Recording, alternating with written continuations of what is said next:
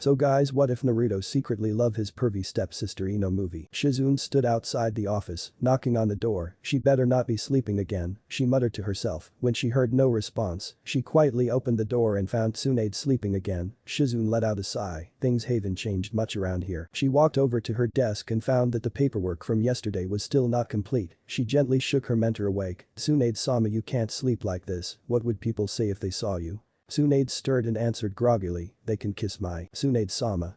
Shizune interrupted her, not wanting her to develop any more bad habits. It's time to wake up Tsunade-sama. Tsunade got up and stretched. She yawned and saw the pile of paperwork increasing. Is it me or is the paperwork breeding like rabbits? Shizune giggled, no, that's just from this morning. Tsunade groaned, I have half a mind to use a Kinten jutsu to make me a small bonfire. She glared straight at the paperwork. If she knew it was going to be this much work, she would have retired ages ago. Shizune quietly excused herself and went back to work, leaving Tsunade to get ready for another hectic day. Tsunade yawned and leaned back into her chair. She noticed a daily newspaper lying around on her desk. She poured herself a cup of tea and started reading the newspaper. As she browsed through the newspaper, she saw something that made her drop the cup. The cup fell from her hand and hit the floor, shattering it into many broken pieces. Shizune heard something shatter and came rushing in. Are you alright, Tsunade-sama? Tsunade slowly shook her head. She immediately ransacked her drawers, throwing away scrolls and papers while searching for something. Shizune approached her desk to see what the big commotion was. She started reading the newspaper for something unusual, but stopped reading when she saw Tsunade pull out a small piece of paper. The lottery.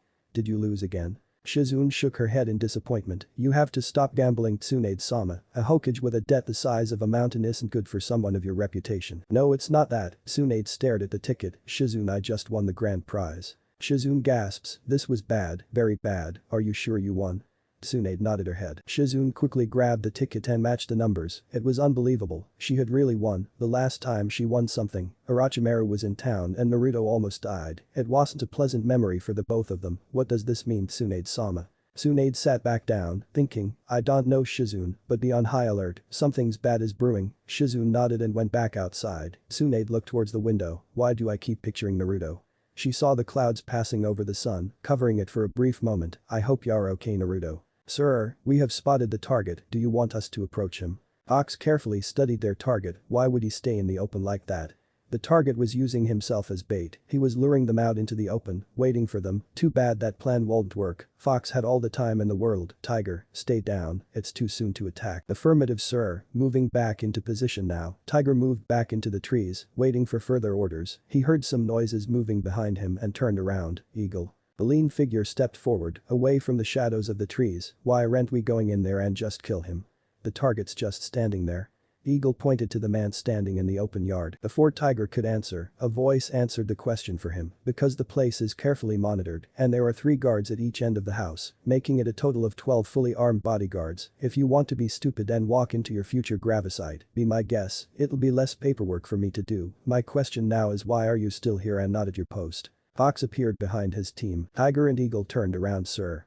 They both saluted. Forgive Eagle, sir, she's new to the squad. Tiger pushed Eagle away, hoping the captain wouldn't take it as an insult. Fox merely glanced at her and shushing away. Eagle watched a man she only knew as her captain disappear. Is he always like that? Tiger laughed, y'all get used to it. Eagle sighed, but hess so infuriating. I said get back to your post, I don't like repeating myself. Eagle turned around to see Fox standing in front of her. From her point of view, her captain looks kind of intimidating. She was taken by surprise and fell down, high. She struggled to get back up and when she did, her captain disappeared in smoke. Cage Bushin. Her eyes widened behind her mask. Yeah, captains like that. Tiger shrugged and continued to monitor the estate. Eagle shushing back to her spot. He needs to lighten up. 30 minutes later. Eagle, Tiger, get ready. We're going in. You two are going in the back way. Taking the direct approach. Fox spoke through the headset. He waited 5 seconds before giving the signal. Okay, move in. Eagle and Tiger both took a deep breath before replying, affirmative. The team consisting of 3 people, Fox, Eagle, and Tiger, ran in to complete a rank S assassination, ordered by their cage. Screams and bloodshed erupted from the highly guarded mansion. The once guarded place owned by Kaien, a corrupted daimyo, was now empty. The life of a ninja is expected to be a short one, ninjas are considered soldiers for their cages, willing to do and die for them without question. The best kind of soldiers are those that were willing to do whatever it takes to complete the mission, even if it means abandoning all your ideals just for this one moment. There are many paths in life, but yet there is not a single path that a person can take which can be called the right path. The person known as Fox understood this. He understands the risks concerning the life of the ninja and knows that jobs like this one is strictly professional, not a child's game. Haichu, are we done here? Tiger asked as he walked into the room. The eagle shortly entered after him. The first thing she saw was over 20 dead bodies, all mutilated in one way or another. Heads were missing as well as other body parts. She started feeling noxious and quickly removed her mask to vomit. Fox turned around and glared at her. Tiger waved his hands in front of Fox, trying to calm him down. Easy Taichu, Chess knew, remember that. The eagle looked up and saw Fox looking at her. If you are going to vomit every time you see something like this, then get the hell off my team. I have no need for weaklings. Tiger turned away. He felt sorry for Eagle. He heard the captain was one of the meanest people on the force. The eagle put back on her mask and stood up. Was it really necessary to kill everyone? She looked around the room. You didn't need to kill every one of them. Fox whipped out a scroll and sealed the head of Cayenne into it. In this job, there can be no survivors. Better get used to it. We're leaving. Fox started walking away, and Tiger followed. The eagle stared at her captain. There were obviously no wounds on that man, and yet, there were evidence of a battle that took place here. Broken swords, blood spilled all over, and the captain didn't even get blood on his outfit. She was caught up in her little analysis that she didn't notice that her captain was standing by the door. Are you coming or are you going to keep vomiting? Do it on your own time and stop wasting mine. Eagle snapped back to reality and hurried to catch up with her team. It was almost midnight when the team arrived back in Konoha. Eagle was too tired to continue. She looked at her other two team members. They looked like they just came back from a walk. Sir, can we stop for a minute or something? She looked up, hoping he would be lenient for once. Fox turned back and saw her leaning over, using her knees as support. How the hell did you manage to pass the exams like that? Either the proctors must have pitied you or you bribed your way through. The eagle growled at him. She was too tired to put up with this shit any longer. She was about to lunge at him when Tiger held her back. Calm down. Hess always like this. Just don't let him get to you, he whispered into her ear. Fox walked up to the front gate. Kitetsu, Izumo, are you guys there? Who goes there?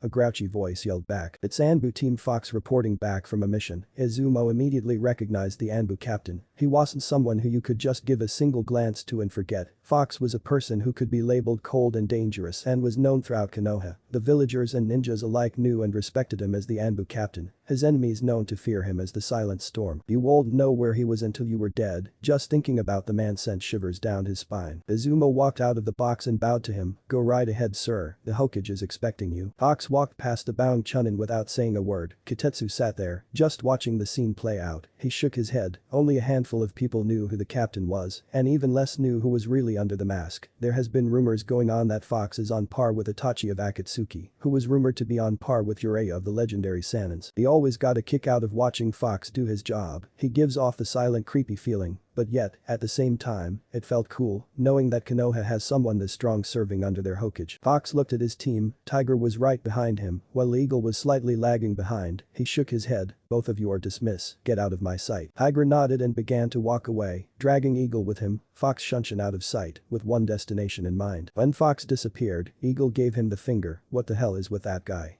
It's like he got a stick up his ass. Tiger busted out laughing. Captain's been like this since he enlisted 4 months ago. The eagle gritted her teeth. God damn it. I hate him more than I hate the demon. If I had my way, both of them would have been dead by now. She gripped her knuckles and slammed the wall, causing some rubble to fall off. Tiger stayed back and observed her behavior. He shook his head. He gave us the night off. I'm going back to relax. I suggest you do the same. He disappeared, leaving her alone. The eagle cursed the day she joined his team. She punched the wall one last time before disappearing as well. Fox walked through the hollow hallways of the tower. The night winds made the atmosphere a bit chilly. Fox didn't mind the cold. It was something that he liked. It was a refreshing feeling. He walked up to the Hokage's door. It was wide open. Tsunade always left it open because no one dared to walk in unannounced. Everyone except a selected few. The only time it would be closed is if she was sleeping or in a meeting. Fox stepped into the room and saw her furiously scribbling on the paperwork. When she didn't acknowledge his presence, he let out a cough. Tsunade looked up from her paperwork and saw Fox standing before her. Fox reporting in from a completed mission Hokage-sama. Tsunade got up from her chair and stretched. She let out a yawn before signaling Fox to close the doors. When Fox closed the doors, Tsunade took out a bottle of sake. So I take it your mission was successful. Fox nodded his head, it went off without a hitch, he stood there, awaiting his next order. Tsunade took a sip of her sake, you know, you can remove your mask when it's only the two of us. Fox stood there, not making a movement, I don't feel like it Hokage-sama. Tsunade gave him an angry look, maybe you didn't hear me, I wasn't asking you if you felt like it, I'm ordering you to. Fox made no attempt to remove the mask. Tsunade sighed. Please take it off Naruto. Fox eyed before giving in. He lifted his hands up to his mask and slowly removed it. He opened his eyes and looked straight at Tsunade. Hello Tsunade-sama. Tsunade looked at the boy. The cheerful boy she once knew was gone. His body became tone. You can see the muscles perfectly on his arms and chest. His face has lost most of its baby fat, and it was no longer the face of a young teenager. It was the face of a handsome young man. Ever since he joined the ANBU ranks, he has undergone a complete transformation. No one would mistake him for the same brat he was years ago. She looked down at her sake saucer and then at Naruto again. Ah screw it, she threw the saucer into the wall and started drinking from the bottle. Naruto, have a seat. Naruto approached her desk and sat down in a chair. I will have the report to you within the hour. What is my next mission Tsunade-sama? She put down her bottle before sitting back down. Naruto, I think you're working too much, slow down and enjoy life. Go out and get yourself another girl. Tsunade stopped herself in mid-sentence, realizing what she was about to say. Naruto sat there, showing no emotions whatsoever. Tsunade heard about the split between Naruto and Sakura. She heard it through the local grapevine, which they heard it from Ino herself. She's been meaning to ask Naruto for what really happened between the two of them, but whenever she tried looking for Naruto, he was always out on a mission. Naruto, I'm so sorry, I didn't mean it like that. Naruto shook his head. Don't worry yourself about it, it's nothing. Tsunade look another sip of sake, want to talk about it Naruto. She was carefully studying his facial expressions. So far, she found out that he was like a statue, unable to change his emotions. It was true that he changed. He was no longer the social and loud-mouthed brat he once was. He was now embarking on missions like they were going out of style. When she got no response from Naruto, she sighed. Listen Naruto, I'm worried about you. Hell, you even got Jiraiya to worry about you, and that man never worries about anything except his books. Naruto dropped his head. Naruto hesitated for a minute before continuing. Found out that we weren't exactly right for each other. Naruto took his time, trying to figure out what was the best way of telling her without reviewing too much. In his mind, he was replaying the scenes as if it was a broken record. He couldn't forget it, no matter how hard he tried. Flashback. 5 months ago, Naruto was someone who you could have considered the happiest man in the world. Nothing could have brought him down. Sakura and him was officially a couple of 2 months now, and nothing could spoil his mood. He had a date with Sakura tonight to celebrate their anniversary. Each time he looked into her eyes, he would always see the happiness that he brought to her world. What he didn't know was that everything was about to change. Izumo laughed quietly about the relationship that Tsunade and Naruto had. Only Naruto dared to speak to her like that in that tone. Well, she also said that if you don't come, she's closing down the ramen stand and banning ramen from Konoha. What? Naruto yelled at the man. Izumo covered his ears. When he looked back up, Naruto was gone, but you could see a pile of dust that the boy left behind. He chuckled to himself. Same old Naruto. Oba-chan. You better not touch the ramen. Naruto shouted as he barged into the room. Before he could say anything else, Tsunade hit him over the head with her fist. I thought I told you not to call me that Naruto. She glared at the boy. Naruto rubbed his head before glaring back. Shikamaru let out of a little cough. Seems like they forgot that I'm also in here. How troublesome. Tsunade snapped back into reality and sat back down in her chair. Naruto followed her over and stood alongside Shikamaru. Hey Shikamaru, how's Temari treating you? Shikamaru let out a sigh. Same old, women are just too troublesome. The boys turned back around when they heard a cracking sound. What was that Shikamaru? Tsunade stared the young chunin in the eye. They're nothing, she nodded her head before opening a folder. I'm sending you two, along with a team, on a rank S mission. Yada.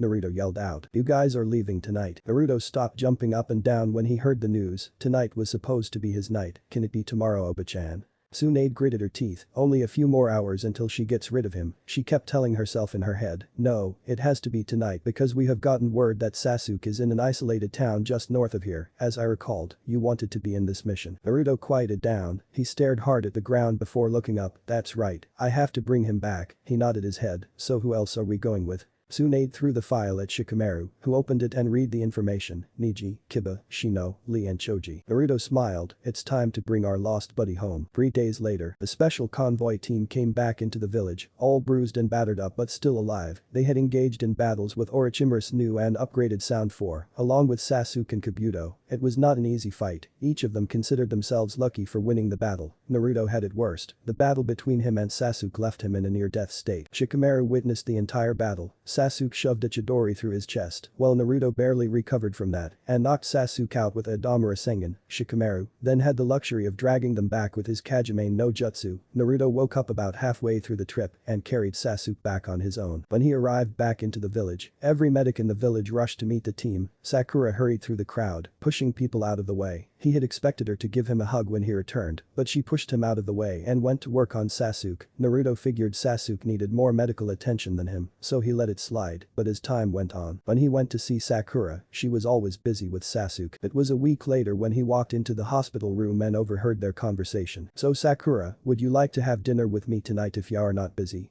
Naruto laughed in his mind. "She won't do that, she knows that I was going to pick her up and take her out to dinner tonight." Of course Sasuke-kun, he couldn't believe what was happening. He continued to listen to their conversation. "Are you sure? I mean, Naruto's been here waiting for you a lot, are you guys going out or something?" "It's not really like that." Naruto's heart shattered into a million pieces at that point. He began to walk away quickly, not caring where he went. He bumped into Shikamaru and mumbled an apology while running out. Later that night, Naruto stayed in his apartment, fiddling with the necklace he was supposed to give Sakura. He was not in the best of moods, and he already cried himself out. There was nothing left to cry about. He heard a knock on the door, slowly got up and wondered who it was. When he opened the door, he saw Sakura standing there nervously. "Hi Naruto, can we talk?" He nodded his head and walked outside with her. "So talk," Naruto said without looking at her. Sakura took a deep breath and hoped for the best. "Naruto, I think we should break up. I need some time to myself to concentrate on my work." Naruto laughed to himself. "You mean to study Sasuke?" He stood up and closed his eyes. "Okay, if that's what you want." Naruto stared at her for a second, looking into her eyes to see if she was under a spell or something. When he found nothing, he sighed. Sakura took one last look at him before leaving. "I'm sorry Naruto." Naruto watched her as she walked away. Naruto walked back into his apartment and drowned himself in sorrow. It was the next day when he saw Sakura and Sasuke in their regular training field, holding hands and lying next to each other. Naruto gritted his fist and left the area as quickly as he can. It was also the same day his whole world changed, where he enlisted in ANBU and quickly climbed the ranks into becoming the captain. Flashback end. "You know I'm always here if you want to talk Naruto. We all care about you, me, Shizune, Iruka, Jiraiya, Kakashi, all your friends." Tsunade looked at the boy. She couldn't help but feel sorry for him. The boy has been through a lot, and there will still be more troubles to come. She rarely saw the boy anymore. He was always busy with this and that, never showing up for any social events. She decided that it was time for action. Maybe she can bring the old Naruto back. "Naruto, as for your next mission, it's ranked SS. If you accept, I'll go into details with you right now." Naruto's ears perked up when he heard that it was ranked SS. "I accept the mission." Tsunade grinned. "Your mission is to act as a regular civilian for the next 3 months. Consider yourself on a vacation Naruto." Naruto frowned. "Is this some kind of a joke Tsunade-sama? I'm not laughing here." Tsunade glared at the boy for his rude outburst. Naruto caught on and calmed himself down. "I do not see the logic behind your thinking Tsunade-sama." Tsunade smiled at the boy. "It's called relaxation. Trust me, I'll like it. Now get out of my office and start your rank SS mission." She started giggling as Naruto frowned, wondering what to do. He decided that he would think about it over some bowls of ramen. Naruto bowed his head and walked towards the door. "Good night Oba-chan." Tsunade's head quickly picked up to look at the boy to see if she really heard those words, but when she looked towards the door, it was already closed. Back, sir, should we begin now?" A ninja kneeled in the middle of a dark room. A mysterious figure appeared before the kneeling ninja and nodded his head. "Begin the operation immediately. Make sure to do this right, or everything we planned up to this point will be for nothing." "Right away, sir." The ninja disappeared into the shadows, and the mysterious figure started laughing. "It's only a matter of time now." "Boy old man, 3 bowls of miso please." Naruto shouted out his order before sitting down at the counter. Tucci walked out from the back. "Oh, it's you Naruto. 3 bowls coming right up." Tucci went back into the back and prepared the noodles. A few minutes later, he came right back out with the 3 bowls of miso ramen. Naruto looked hungrily at the ramen. Tucci chuckled as he watched his best costumer rapidly eat it. "Slow down Naruto or you'll end up choking." Naruto finished his first bowl and slowed down. "We ffs a fume." Tucci stared at him. "It's rude to speak with your mouth full boy, didn't I teach you any manners?" Naruto quickly swallowed the noodles before asking his question again. "I'm sorry, where is Am-chan?" "Oh, she's out on a date with some boy." Tucci watched the boy finish off his bowl. How can this boy eat so much ramen and yet still remain thin? It was a mystery the way he ate. "Do you want any more Naruto?" Naruto shook his head. "I have to turn in tonight old man, I'll stop by tomorrow." Tucci nodded his head and accepted the money that Naruto put down. Just as Naruto walked out of the bar, an explosion rocked the area, causing Tucci to drop the plates. "Old man. Are you okay?" Naruto ran back inside to check up on the old man. Uchiha slowly pulled himself up, shaking his head. Yeah, I think he'll be okay, Naruto. Naruto gave the old man a quick look over before nodding goodbye. When Naruto stepped back outside, he was stopped by 4 ANBU personnel, each standing there with their arms crossed. ANBU, short for Ansatsu Senjutsu Takushu Butai, stood for the village's security task force. They are the elite of the elite, handling assassinations and high-risk missions to other countries. They are under the direct service of the Hokage. What can I do for you gentlemen at this hour of the night? The ANBU with a dog mask threw a fast punch that caught Naruto off guard. The punch sent him flying back into the counter of the ramen bar. Uchiha came to see what the commotion was about. What's going on here? Why are you beating on him? Stop right this instant. I will not allow fighting in my restaurant. The Og ignored the man and stood in front of Naruto. Naruto Uzumaki, you are under arrested for acts of terrorism against Konoha, for destroying the Konoha hospital and killing 50 people in your little act. Naruto looked up at the man with shocked eyes. What the hell are you talking about?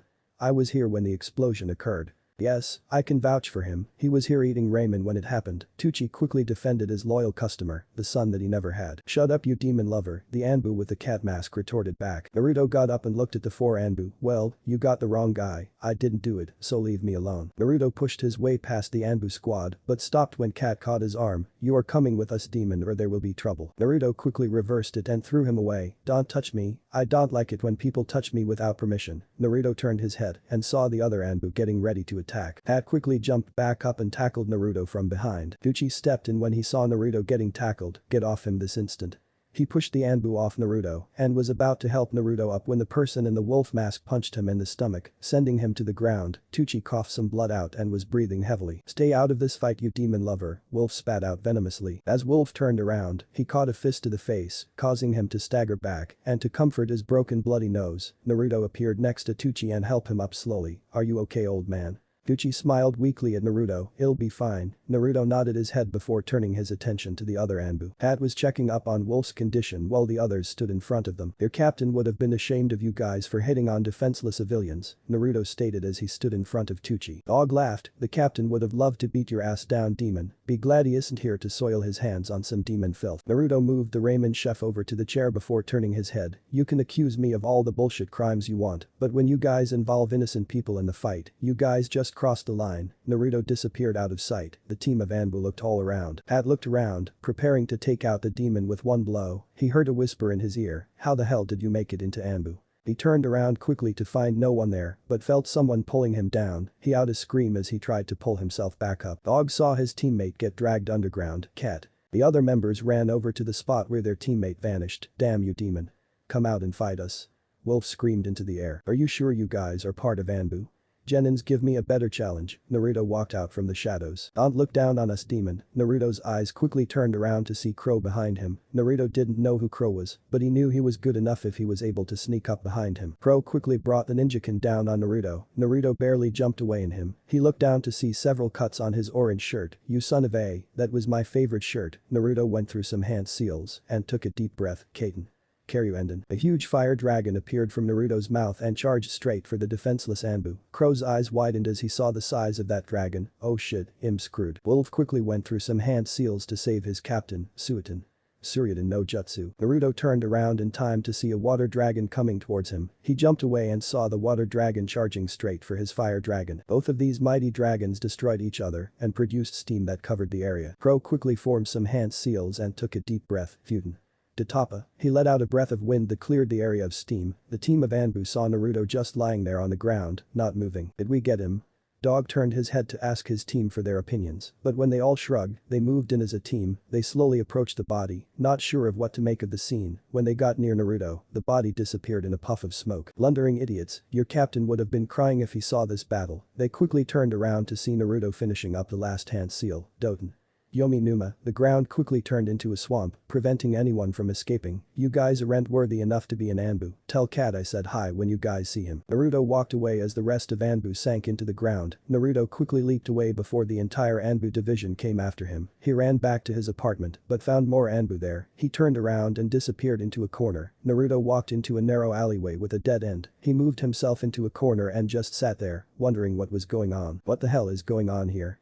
I know I didn't blow up the Konoha hospital. Many thoughts were racing through Naruto's mind. He looked up when he heard someone knocking over a garbage can. If you take one more step into this alleyway, it'll kill you in over 15 ways. He let out a small growl. He was not in a mood for more of this bullshit right now. Naruto. The voice called out. Naruto recognized that voice. Shizune-san. He saw the shadow of the figure slowly approaching him. Shizune walked towards him slowly, making sure it's the real one. It's me, Naruto. Naruto took out a kunai and held it where she can see it. How did you know I was here? Shizune saw the kunai and stopped advancing. Tsunade-sama saw your location through her crystal ball. She needs to talk to you quickly. Naruto nodded his head. As Naruto got up, Shizune noticed a bloodstain over his clothes. It's not my blood, Naruto quickly answered, before Shizune started asking too many questions. The two quickly shushed towards the Hokage tower. Naruto entered through the window while Shizune entered through the door. Tsunade heard the door open and wondered who it was. Naruto. Right behind you, she quickly turned around to see the boy leaning by the corner. She then turned right back around to see who it was by the door. She let out a sigh of relief when it was only Shizune. Thanks Shizune. Shizune quickly closed the door and entered the room as well. Tsunade took a quick glance at Naruto. Naruto, what in the world happened to you? I was attacked by ANBU and now they're currently disposed of, Naruto said in a cold tone. Tsunade shrugged off the tone. So what happened, Naruto? She looked at him, his clothes was a mess, and he looked like he'd been through hell. Naruto shrugged, I don't really know. Tsunade massaged her temples. Naruto, if you don't tell me, I can't really help you. Did you or did you not blow up the Konoha hospital? Naruto glared at her, do you really believe that I would do something like that? Tsunade flopped down into her chair. No, but there are several key eyewitnesses that saw you entering and leaving as it exploded. The council is going to have a field day with this, Naruto. They have been looking for an excuse to execute you, and now they may have the right reason. The two women looked at Naruto. He stood in his corner quietly, making no signs of conversation. Just tell me what you were doing, Naruto, and I'll help you out in any way I can. Naruto opened his eyes and stared at the door. The door busted open, and the room soon filled up with root members. Danzo casually walked in. Thank you for capturing the fugitive Hokage-sama. Tsunade gritted her teeth. What the hell are you doing here? Danzo smiled. Why, to capture and detain the killer, of course. We received word that he was making his way up here, and I thought he was going to kill you as well, Hokage-sama. Tsunade slammed her fist down on the table. This is my room and you're intruding. Leave now or I'll throw you and your root unit out. Danzo continued to stand there. Tell me you are not housing a wanted fugitive, are you now, Hokage-sama? The council won't like this when they hear that their Hokage is siding with the demon. How dare you? Tsunade yelled out. She glared at the man. She knew he had a point. She was already in trouble for having Naruto here, and she was risking everything if she let him get away. Tsunade sighed. Fine, take him away, Danzo, and I want a meeting with the council now. Shizune's eyes widened in surprise. What? Tsunade-sama, you can't be serious. Danzo smiled. As you wish, Hokage-sama. Naruto stared at the root unit. He doesn't know much about them, and he could sense that they were all trained to kill on command. He could escape now, but that would cause the entire village to be after him. Take him to the Rank SS Prisoner Center. His eyes widened when he heard Tsunade spoke of that. The Rank SS Center was one of the most unique and dangerous holding center there is in Konoha. What? Naruto yelled out. He began to struggle, which caused the root unit to hold him back. Take him away. Tsunade sighed and pointed towards the door. Danzo smiled. You heard your Hokage, do it. Naruto shot Tsunade a cold glare which Tsunade noticed but didn't respond. She was too busy convincing herself that this was the best thing to do. Shizune. Gather everyone now. Shizune nodded and disappeared. Tsunade watched as Naruto was taken away from her office. She started to break down in the middle of her office, hating herself for what was about to come. 30 minutes later. What the hell do you mean Hess going to be executed at dawn? Tsunade brought her hands down to the table. She glared at the council of elders. You have no goddamn proof that Naruto was responsible for the explosion. We have our own eyewitnesses as well as sufficient evidence that shows him being responsible. Tsunade glared at the person who spoke up. Kahara returned an equally strong glared. If I didn't know any better, you guys were out to get him. Amura coughed. The clan heads have also came to a unanimous decision that he is to be executed for his actions. We have lived with the demon long enough. He is a liability to the village and everyone here. This meeting is over. Tsunade's eyes widened. What? Am the Hokage here? I didn't say this meeting was over. Kaharu stopped and turned her head. You're just a political figurehead. You don't have enough power to overturn the council's decision. She closed the door on her way out, leaving Tsunade to her own thoughts. Tsunade stared at the door, wishing that she could have bashed their heads in. Oh my god, Naruto, what have I done? "Get up you dirty demon, it's time for your trial." The guard kicked the bars, awakening Naruto. Naruto stirred for a bit before rolling back on his side. "Demon spawn, don't make me come in here." The guard took out a metal rod and started smacking the bars, disrupting Naruto's slumber. He didn't get any sleep the night before. The guard took pleasure in making his stay miserable, and he didn't get any food. He was pissed off at his location. He didn't have a bed and had to make do with a cold dirty floor, a demon hater guard, and all the demon haters in the village. "Oh, stuff your face you insolent fly." The guard's face turned red before picking a rock off the floor and throwing it at Naruto. Naruto felt something hitting him in the head. He stood up and glared at the guard. He ran and kicked the bars, scaring the guard. The guard saw Naruto approaching and tripped. Naruto started laughing. "Aw, did I scare the big scary guard?" The guard got up slowly. "Laugh now demon, it'll have the last laugh when I see your bloody body hanged." He signaled the other guards to come and get Naruto. Naruto sighed. He believed that Tsunade will get him out of this mess somehow. 1 hour later, Naruto was blindfolded and led around. He was all tensed up. Being blinded and being led around by people who wanted nothing better than to just kill you would make anyone tense up. He felt himself walking up the stairs and onto a platform. He heard the whispers and hissing coming from voices which he could assume were the villagers. His blindfold then came off and he took a look around. He was surprised to see that he was on a stage set in downtown Konoha. It looked like the entire village was there for his trial. Naruto walked up to a panel of judges, consisting of Hiashi Hyuga, Hamura, Kaharu, Danzo and Tsunade. They looked at him with a cold glare, with the exception of Tsunade, who didn't look him in the eye. Kaharu cleared her throat, signaling for silence. "Naruto Uzumaki, you are here today because of your crimes against Konoha. You have ridiculed the village with your pranks since your genin days, and now you have taken it to the next level. You have blown up the Konoha hospital, killing the patients inside. Have you no shame?"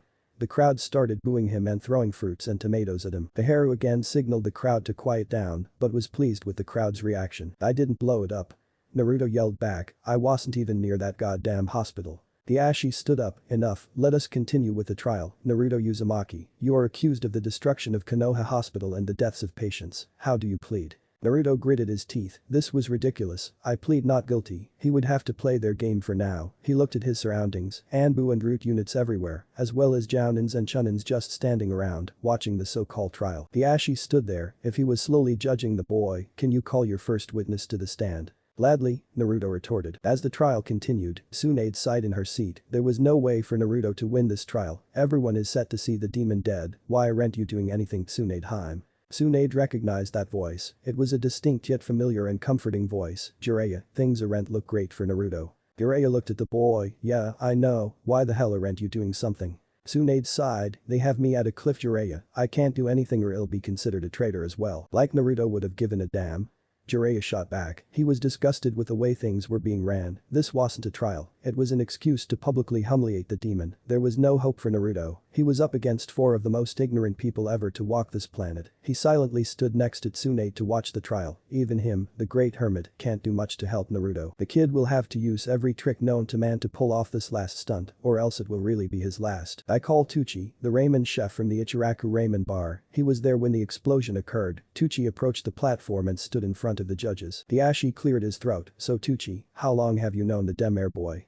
Hiashi corrected himself and waited for the answer. Tucci took his time answering. "I known him all of my life, sir." The Ashi stood up and looked at Tucci as if he was trying to get something out from the man. "Then you know who he is." "Of course, Hess my best customer. He even protected me from the ANBU when they came to get him," Tucci replied with a smile. The village was always against the boy. This was his way of showing Naruto that he wasn't alone in this cruel world. What did he do to the ANBU that was sent to retrieve him? Tucci thought for a second. Well, first, they asked him to come for a crime he didn't commit, but he refused, and they started calling him a demon, and then they attacked him when he didn't comply with their orders. The Ashi smiled. "I see, so he resisted an arrest because he had something to hide." Naruto scowled at Hiashi. That man was twisting words and explanations to his benefit. Tucci was surprised. "No.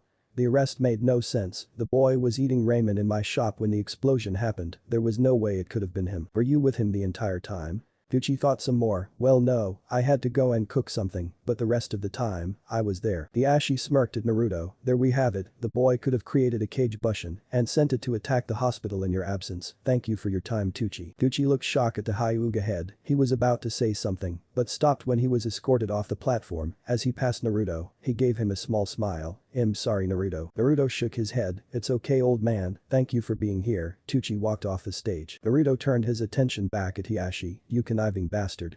How dare you twist the story around?" Naruto started to leak out some killing intent. "The hour in my house now, Uzumaki. I call forth Danzo to the spotlight." Naruto glared at the man who took his time walking onto the stage. "I'm told that you have evidence to show that Naruto was the one responsible for this." Danzo nodded his head and proceeded to call his eyewitness. Danzo cleared his throat before facing Naruto. "I call forth Sasuke Uchiha to the stand." Naruto's eyes widened as he heard the name. Sasuke was the last person he would have thought to be on the stage. Sasuke walked up to Danzo and Hiashi. "Sasuke Uchiha, where were you on the night when the hospital exploded?" Sasuke took a deep breath before answering. "I was walking home with Sakura when it happened. We were a block away from the hospital when we saw a window shatter and someone jumped out. I immediately activated my Sharingan and recognized the man." Naruto stared at Sasuke. He couldn't believe that Sasuke was turning against him. Who was this man Sasuke? Sasuke took another deep breath and pointed at Naruto. "It was him, sir. He was wearing the same outfit that he is wearing now." "What?" Naruto shouted. "Stop this bullshit. You know it wasn't me, Sasuke." Naruto shrugged off his guards and walked up to Sasuke. "If this is some joke, Sasuke, I'm not laughing." Playing with people's lives is sick. Naruto stood in front of Sasuke's face and held him up by the collar. The crowd started screaming. "You know it wasn't me, you bastard." Hiashi immediately took action. "Someone contain him now." Naruto was pulled back by 5 ANBU. The crowd started chanting death to the demon. Hiashi raised his hand to silence them once more. "How can you be sure it was Naruto, Sasuke? Naruto is a master of the Kage Bushin and used it most effectively against me when he was fighting to take me back to Konoha." Naruto stared in disbelief at the last Uchiha. "What did he do with the Kage Bushin, Sasuke, during your fight?" Sasuke gripped his knuckles tightly. "He made a Rasengan with a clone to distract me, while the real one snuck behind me and hit me on the stomach with a Rasengan." The crowd gasps. Naruto stared at him in disbelief. "What the hell, Sasuke? Why? Silence, demon. You have done enough damage." Hiashi glared at Naruto and had more guards to restrain him. "Get your hands off me." Naruto tried to remove the guards off him but failed. Hiashi turned his attention to several ANBU standing next to Naruto. "Get your captain here now, we might need him for security purposes." "I'm afraid we don't need to," Danzo interrupted Hiashi. Tsunade gasped at Danzo. "He knows, that bastard knows." Danzo smiled innocently towards Tsunade before smirking at Naruto. "Your ANBU captain is right here." Danzo pointed his cane towards him. Everyone looked around, trying to see if he was really here or not. Naruto Uzumaki, otherwise known as the Silent Storm, or better yet, our ANBU captain. Everyone stared at Naruto. Everyone was in shock. Their demon was the one in charge of the entire village's security and defense. "Isn't that right, Tsunade-sama?" Danzo smiled at Tsunade. Tsunade gritted her teeth and nodded. She had no other choice right now. The spotlight was on her. "That demon is our captain," a fellow ANBU shouted from the crowd. Danzo nodded. "He has been watching you all, monitoring your every movement, waiting for the perfect moment to strike." Naruto growled. He was already hating the man. There was nothing else to hate about him. He stared straight at the tiny man. "When I get out of here, Danzo, mark my words, I'm going to make you regret the day you ever took your first breath of air." Naruto tried to break away, but failed when more ANBU jumped onto the platform and restrained him. "See the threat he just made? It shows that he is no longer stable to be your protector, your so-called ANBU captain." The crowd had started yelling and spitting at Naruto. Tsunade saw enough of this. "Stop this now." She shouted. "We all have secrets, Naruto-sek." "Secret is something more," Danzo interrupted her. "I say it's time we abandon the third silly law. We have nothing to hide anymore. What do you judges say?" Most of them nodded their head, which left Tsunade speechless. "Stop. The third may be dead, but we do not disobey a man's last wish. Have you no honor?" Jiraiya appeared in front of Danzo, staring him down, daring him to continue. The ANBU holding Naruto back tensed up as Jiraiya turned his attention to them. "Release my apprentice now or y'all go through me." The ANBU reluctantly released Naruto. "Thanks, Hiro Sennin." Naruto dusted himself off. Danzo frowned at the turn of events. "What can I do for you, Jiraiya-sama?" Jiraiya stared at the man. This man was so despicable on so many levels. "That law is not to be broken. It is meant to be kept with our generation and is to die with our generation. Why don't we just ask the crowd that?" The crowd started shouting and yelling, which caused Danzo to smile. "Looks like you just gotten your answer." He turned around and faced the crowd. "We, the judges of this trial, have finalized our answer. We have came to the conclusion that Naruto Uzumaki, the man known as the Silent Storm, the Kyuubi no Yoko, will be sentenced to death for his crimes of attempted murder of one Sasuke Uchiha and the death and destruction of Konoha Hospital." The crowd started cheering. "Silence. This trial isn't over. Are there anyone who's willing to testify on Naruto's behalf?" Jiraiya yelled over to the crowd. Everyone quieted down once again. He waited for someone to speak up. "Come on. Aren't you his friends?" Jiraiya growled. This was unbelievable. No one stepped forward to help. Naruto was scanning the crowd looking for his friends. He saw them spread out. Ino and Sakura gave him a dirty look, which he can figure what they were mad about. Shino stood there with his shades on, showing no emotion whatsoever. Shikamaru wasn't there, but a shocked Choji stopped eating. Kiba and Lee were looking at him with shocked expressions on their faces. Niji was holding Hinata back, stopping her from running away. The friends that he had were standing there, like they were frozen in ice. Jiraiya stood there, waiting for anyone to speak up. When no one spoke up, he sighed. He turned around and walked past Naruto, who was still in shock. "What are you guys doing? Aren't you guys my friends?" Naruto yelled out. He looked each one of them in the eye. "You lied to us, Naruto. You lied to us about being the ANBU captain and being the Kyuubi no Yoko." Kiba yelled back. "You are nothing but a liar, Naruto. You even tried to kill Sasuke and you are the Kyuubi as well. I thought I could trust you, but now." Sakura yelled out. He stared at them, a straight face, deprived of all emotions. "I thought you guys were my friends." He started shaking his head. "I must have been living in a dream all this time. Go to hell, demon." He looked to his right to see a familiar face. It was Eagle trying to lunge forward, but Tiger holding her back. "I knew you were a bloody demon when you slaughtered all those people." The crowd started chanting death to the demon. Naruto started to back away, fearing for the worst. Tsunade walked up to him and placed a hand on his shoulder. She faced the crowd. "The trial is over." She took a deep breath before continuing. "The council's decision is." Naruto stood there with his eyes closed. If Tsunade was going to do something, it better be now. "Death." Naruto opened his eyes in shock. Death. The word echoed through his mind. He looked at the person who he could have called an older sister or a motherly figure. She started walking away, but took a quick look at Naruto, who was quickly surrounded with ANBU. "What?" "Tsunade-sama."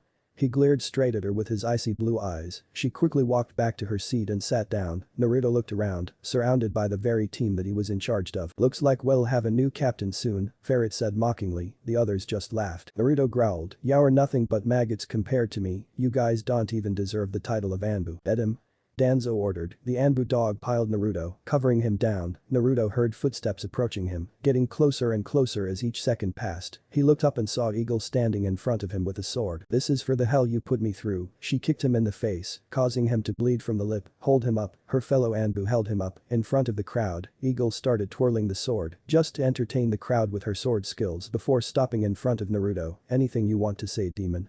Naruto smiled sadly. "Friends are a figment of imagination. I should have known better than to live in an imaginary world." He shook his head in disappointment. He looked at Eagle. "And you, Eagle, are still a weak piece of shit that shouldn't have passed the exam." Eagle gritted her teeth and struck him with the sword, impaling him through the stomach. She yanked the sword out and watched blood spray all over the place. Naruto ignored the pain and started laughing. "I swear to God that even if I have to go through hell and back, I will come back and kill you all." He glared straight at the crowd before turning his head to the judges. They all shuddered. Those were the coldest blue eyes they ever seen. "Die, demon."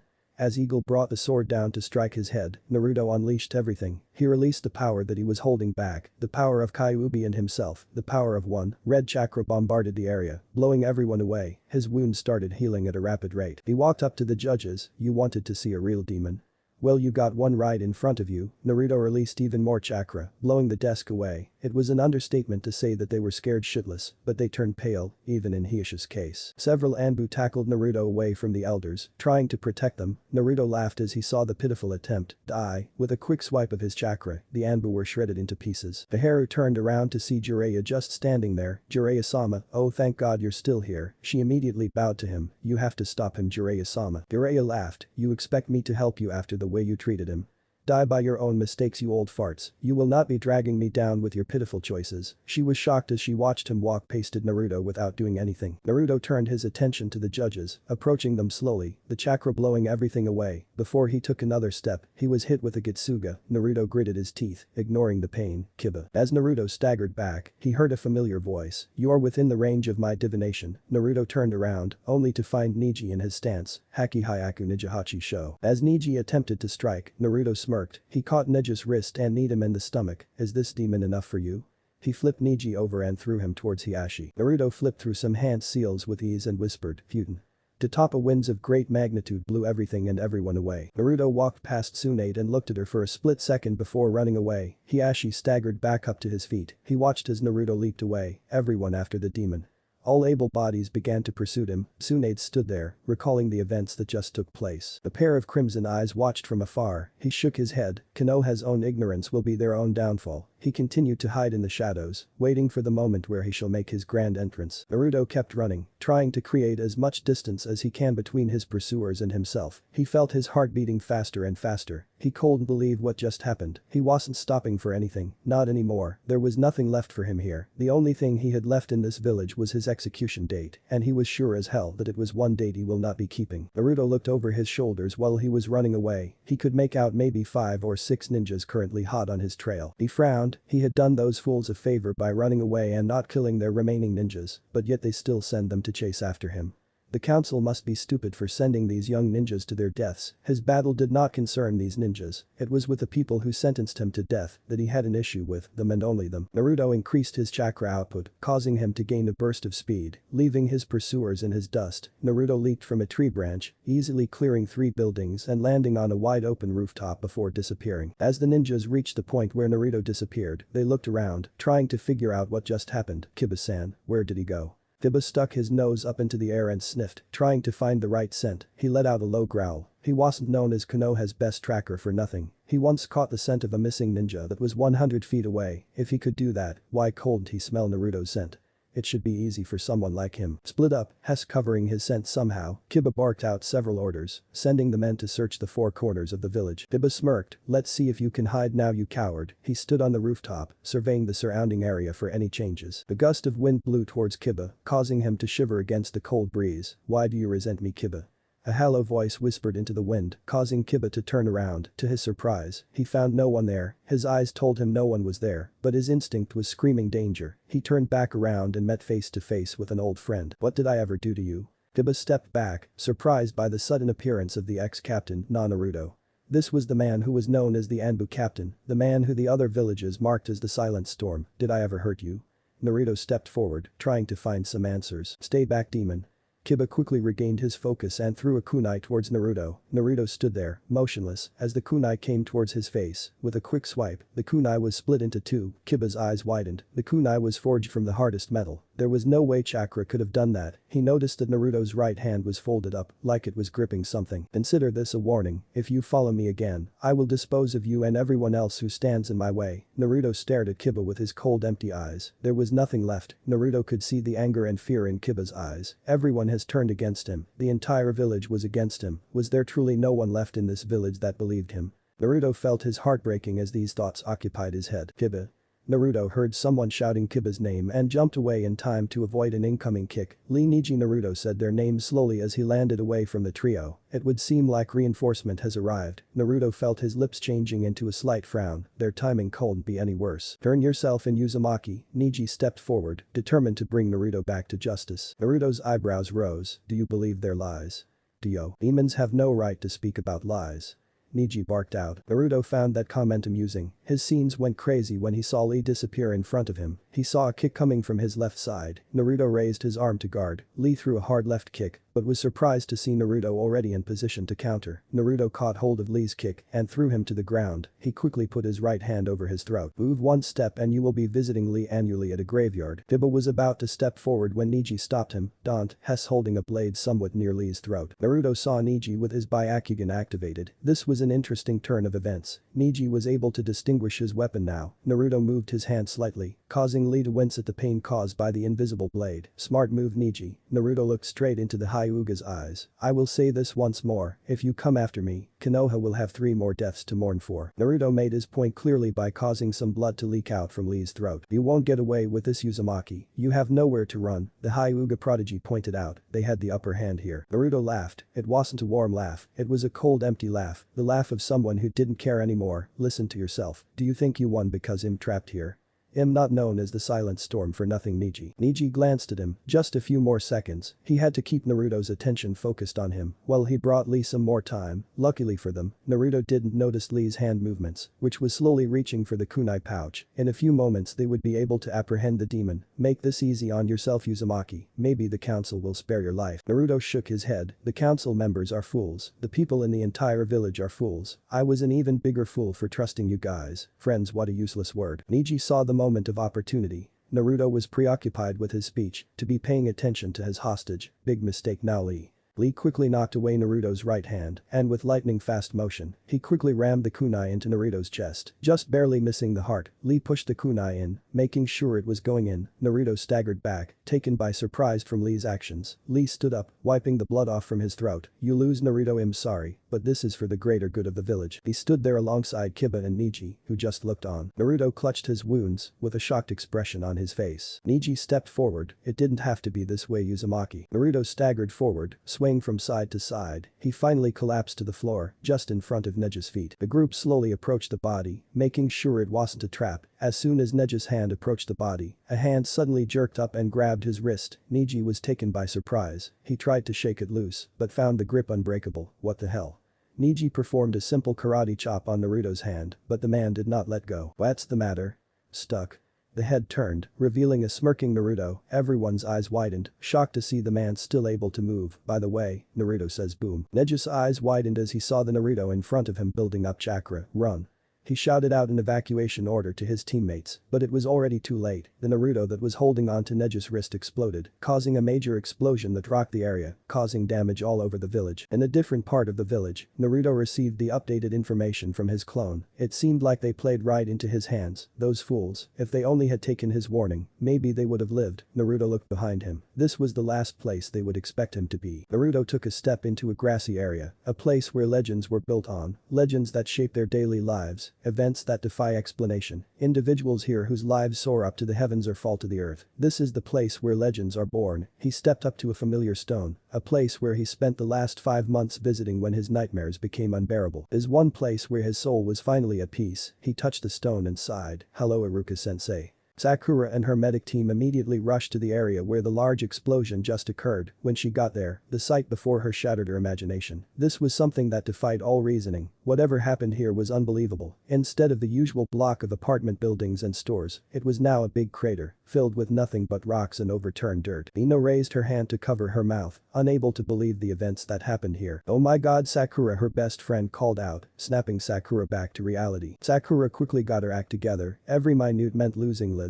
Everyone quickly search the area and find me some survivors, now." The entire medic team spread out, searching for whatever survivors that may still be here. Ino walked up to Sakura, still shocked from the events. "Dear Lord Sakura, what do you think happened here?" Sakura shook her head, praying that there were still some survivors alive under the mess. "I only have a couple of guesses." "It's been a while, Iruka-sensei," Naruto's voice showing some emotion. "I'm sorry that I haven't visited in a while." He touched the spot where Iruka's name was engraved onto. "Things have been a bit hectic around here." Naruto chuckled to himself. "Things weren't even hectic. Hectic was just a nice way of putting it. Things were thrown upside down and then rearranged beyond recognition. It was just a disaster. Maybe if you were here, things could have been different. Just maybe if I were a little stronger, you would have been alive. Maybe if," Naruto's voice started to crack, tears starting to form in his eyes. "Maybe if it was me, then this village would have been better off." He fell down to his knees, letting his tears hit the soft earth, the place where he considered his home for the last 20 years. His mind drifted back to the man who he considered family, his older brother. He remembered the day like it was yesterday, the day when his older brother died. Only a few people have tried to talk to him about it, but it didn't work. Naruto was always busy, occupying himself with work, so his mind wouldn't think back the event. It was hard, but he always managed to get through life. This was the way he lived it, the only path that was open to him. A breeze of wind blew through the area, carrying some leaves along with it. A faint sound emerged from the winds, almost like it was trying to say something. Naruto picked his head up, responding to that voice. The voice sounded so familiar yet so far away. It was the voice of someone that he hadn't heard in a long time, Aniki. His eyes looked up, trying to find the person he missed most. He lowered his head in disappointment when he saw no one. "I'm sorry I couldn't be the person you wanted me to be. I'm sorry for everything." Naruto continued to cry, oblivious to the person walking up behind him. Naruto suddenly jumped up, surprising the person behind him. Naruto found his hands at the man's throat, inches away from crushing the man's windpipes. He was shocked that someone had disturbed him while he was in his special place, the one place where he considered himself safe. His face turned from shock to surprise. "Kakashi-sensei." Naruto finally realized who the man was. The white-haired man that stood before Naruto, the great copy ninja Sharingan Kakashi. Kakashi did the only thing that he could for Naruto. The man hugged him. For the first time since Iruka's death, Naruto never had another hug from someone who has felt the same pain as him. Naruto felt all his mental barriers failing. The emotions that he held back since his death came rushing to the surface. Naruto cried on the man's shoulder, letting out his pain that he was carrying on his shoulders for the past few years. "It's okay, Naruto, it's going to be okay." This was the man who the village labeled as a demon, the bloodthirsty killer that was better off dead. If only they got past their ridiculous pride, they would see a suffering human being, a man who was innocent of all crimes, a man who was carrying a huge burden on his shoulders. Naruto cried for a good few minutes before drying his tears. He let go of his sensei, just wondering why the man was here. "What are you doing here, Kakashi-sensei?" Naruto felt something inside him, a feeling that he hasn't felt for a long time, the bond between student and teacher. He felt himself transported back to his genin days, when they were only student and teacher, not a demon that was being hunted down by the village's ninja. "Are you here to kill me?" Naruto stood there, waiting for the man's answer. "No, this place does not need any more bloodshed. This is a place for the fallen, not a place for blood. Besides, I always come here to speak to Obito as well." Naruto lowered his head, feeling at ease for the moment. The two stood there for a moment, enjoying the silence. Kakashi caught scent of something in the air. It was the scent of metal. "Naruto, you should get out of here. Ninjas are coming." Naruto nodded his head. He looked at the hero's memorial stone one last time. "This is goodbye forever, Iruka Naichi." And Naruto turned around, disappearing into the wind. Kakashi smiled under his mask. If the events turned out differently, that boy would have became the best Hokage this village ever had. "Kakashi-san." A loud voice knocked Kakashi out of his own thoughts. Kakashi turned around, wondering who else could be here. When he turned around, he saw a group of chunins with their kunais out. Did the demon come over here? Kakashi sighed before walking over to them, so they sent chunins as well. The leader of the pack, a big chunin, nodded. The chunins quickly scanned the area for any signs of Naruto. They have also sent out several ANBU units as well. All able ninjas are to regroup and gather by the front gate. So did the demon come this way? Kakashi tilted his head, his eye showing some amusement. With a quick left hand, the big chunin went down, aware of what just happened. The remaining chunins backed away. What are you doing, Kakashi-san?" Kakashi blurred out of sight and proceeded to knock out the rest of the team. "I can't allow you guys to do this. I'm sorry." The medic team had been digging for the past 10 minutes, trying to uncover something. So far, it was just rubble after rubble. "Sakura-san. I found something." Sakura quickly moved towards the man, hoping that he had found something useful. As a field medic, you have to be prepared for everything that was to come, but this was one thing that Sakura wasn't prepared for. When she got there, her eyes widened, her hands quickly covering her mouth, unable to speak. Ino saw Sakura's shocked look. She walked over there to see what happened. Ino went into shock as well, unable to believe that this was happening. The medic team uncovered the body of a well-known ninja, a very familiar one, Kiba. Ino and Sakura both shouted. Kiba was no longer the man he once was. He had burns all over his body, and his body was badly bruised. If it wasn't for his armor, he would have probably been in worse condition. Sakura quickly searched for a pulse. "Come on, Kiba, don't die on me." Here she found a pulse, but it was low, very low. Her face paled. "Kiba might not make it. Everyone over here. Emergency protocol now." All available medics began to perform the Shosen no Jutsu. They had to operate on Kiba now or else he won't make it. Ino backed away until she tripped on something. She looked down and saw that she tripped over a bloody hand. She quickly screamed, drawing everyone's attention. "I found someone else." Ino quickly cleared the rubble, revealing Lee and Niji in the same condition, if not worse. They both sported burns all over their face and body parts. Ino quickly searched for a pulse and felt her heart beating faster and faster as she tried to locate different pulse positions. "They are still alive," she shouted, drawing Sakura's attention. Their pulse was low, which meant their condition was in a critical state. Sakura left the rest of the team to work on Kiba, while she went to work on the other two. Ino stared at the battered bodies of Lee and Niji. Could Naruto have done this much damage? Sakura put her hands above Niji's heart, her hands turning green, which meant the healing jutsu was starting. It had to be Naruto, why else would they be like this? Ino. Sakura snapped at her, not really caring for anything else at the moment except for saving their lives. Ino quickly got the picture and went to work on saving Lee. Tsunade looked at the mess that stood before her. The impractical stuff like tables and chairs were overturned and people were all over the streets. Lucky for them, Naruto only blew them away with winds and not with anything else. She was lucky that no one was critically injured except for those ANBU who was stupid enough to get in his way. She was quickly approached by the elders who each had a stern look on their face. "Tsunade. Did you see what that demon did? We have to quickly assemble our forces at the front gate. He will surely try to leave the village that way." Koharu immediately pointed out. The demon was already loose inside the village. There was no telling what could happen. "Don't worry, my root unit is already on the job, pursuing the demon as we speak." Danzo smirked. Pretty soon Tsunade will have no choice but to resign, and then it would be his time to shine. The third Hokage was a fool to let that boy live. He lost count of the number of times he had confronted the third about executing the boy, but was merely turned away. Stating that the demon was no harm to the village, he silently laughed at the third, almost wishing he was alive to see this day. Tsunade looked around, looking for a particular person. "Damn it, Jiraiya, where did you go?" If only Jiraiya was here, maybe he could talk some sense into these old farts. She continued to look around, no sign of her old teammate anywhere. Tsunade, we're ordering all our forces to stand guard in front of the village gate, Hamura spoke up, catching Tsunade's attention. Gather everyone and go. She half-heartedly shouted out. She watched as the elders disappeared, with ninjas slowly getting up and following them. Shizune appeared next to Tsunade, standing by her side. Do you think Hess going to be okay?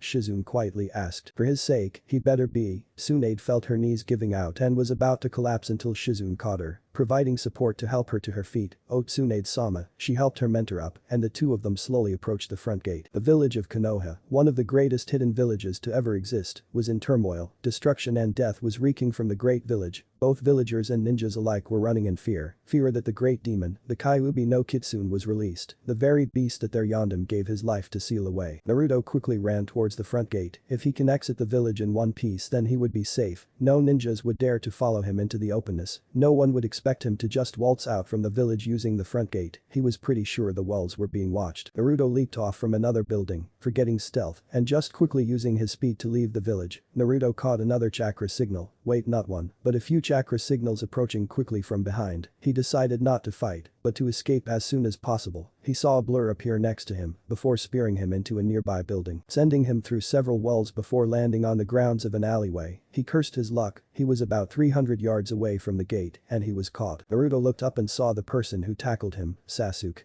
Sasuke stood there, staring Naruto down. Get up Naruto. He just tackled Naruto through a couple of walls. It couldn't have hurt him that much. Get out of my way team Naruto growled, or it'll go through you. Naruto slowly got up, easily matching Sasuke's height. Several jounins appeared next to Naruto, surrounding him completely. The jounins cracked their knuckles, anticipating that a fight would come. You can't beat all of us Naruto, Sasuke spoke up, making a clear point. Naruto looked around, chances of escape were low, and he knew that all those missions had given him the skill to analyze his environment carefully. That wasn't the only thing missions taught him, they also taught him survival skills. When plans don't work, which was 80% of the time, improvise and execute. Sasuke saw Naruto's hand twitched and quickly unsheathed the Kusanagi. He disappeared and reappeared next to Naruto's right side, trying to catch him off guard. Naruto quickly blocked with his kunai, metal against metal, both sides struggling for dominate control. Naruto matched Sasuke's strength with his own, with both sides not giving up. The other jounins quickly jumped in, trying to lend support to Sasuke. Several jounins proceed to make some hand seals before performing their jutsus. Sasuke saw the humongous fire dragon coming towards him and quickly jumped out of the way. Naruto saw it coming as well and leaped up, only to be greeted by a drop heel kick from another jounin. Naruto knew he was surrounded. There was no way out. He kept dodging the series of punches and kicks from the jounins. While Naruto was busy dodging the jounins, he kept one eye trained on Sasuke, who was the most dangerous out of all of them. Sasuke continually went in and out with a series of punches, trying to throw off Naruto's rhythm. He couldn't keep this up much longer. Naruto found himself backed into a corner, with no chance of running. It's over for you now Naruto. He saw Sasuke above him, coming straight down with the Kusanagi aiming for a vertical slash. Naruto gritted his teeth. There wasn't much to do. His options were limited to just a few now. Sasuke quickly came down on Naruto, but was surprised when he saw Naruto blocked his attack. Sasuke narrowed his eyes when he saw Naruto intercepting the attack with his own hands. Always so pathetic Sasuke team. Naruto quick yanked the sword towards him and mustered all the strength he had left and punched Sasuke in the jaw, sending him to the ground. Sasuke went down hard, unable to get back up. Naruto smirked. That felt so good. He was pretty sure he had broken Sasuke's jaw. It didn't matter, it was payback, and this was a great feeling. The other jounins growled quietly, clearly expressing their anger. Naruto noticed their slow movements. You call yourself protectors of this village?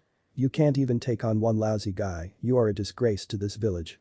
He taunted them, buying himself some more time. Oh we'll protect something alright. We'll protect the village from the likes of you demon scum. The closest jounin spat out. They approached him slowly, which Naruto hated. If they ran at him all at once, he could have taken them all in one, but they were playing it safe. The slower they walked, the more they were alert to Naruto's actions. The group of jounins suddenly all ran towards him, with their weapons held out to kill. Naruto braced himself for the attack. If he could endure this attack, then he was free to counter. All he had to do was survive this attack. It was easier said than done when you are faced with a group of jounins. Naruto felt time slowing down, his heart rate beating faster and faster. He cursed himself for wasting too much chakra from his earlier escape. He felt the chakra usage taking a toll on his body. Is this the end? He repeated the question in his mind. No, his mind kept screaming the answer, forbidding himself from giving up. He can't give up, they would win if he gave up now. He saw his attackers slowly reaching him, weapons out and ready to kill. In a split second, everyone froze, unable to comprehend what happened. One moment, they were rushing towards the demon and the next, their fellow comrade dropped dead on the floor. Naruto's eyes widened. He didn't do this, someone else did. He saw a hint of silver before the man dropped dead. His mind quickly formulated a plan. Go ahead, take another step. Naruto dared the men to step forward. His voice was cold, like a person who has nothing to lose, but everything to gain. The men hesitated, unsure of what to do. It took just a second to see their hesitation. But it was just the opportunity that Naruto needed. He focused some chakra into his right hand, summoning his wind blade. It felt like second nature to summon it, but he still winced at the pain. He dashed forward, his hand aimed to kill. Within moments, he killed 3 and left 1 critically injured. He turned his head to the one that was still alive. Looks like I missed. He pointed his sword forward, aiming straight at the wound he inflicted upon the man. Pressing it lightly, the man squirmed against the pain. You probably think of me as a demon. Wait, no, you do think that I'm the Kyuubi, but after the events today, I would say that you guys are the ones who should be considered demons. Naruto dispelled the sword. The man looked like he didn't have much fight left in him. He leaned over to inspect the man. You look like a decent man. How would you like to bargain for your life?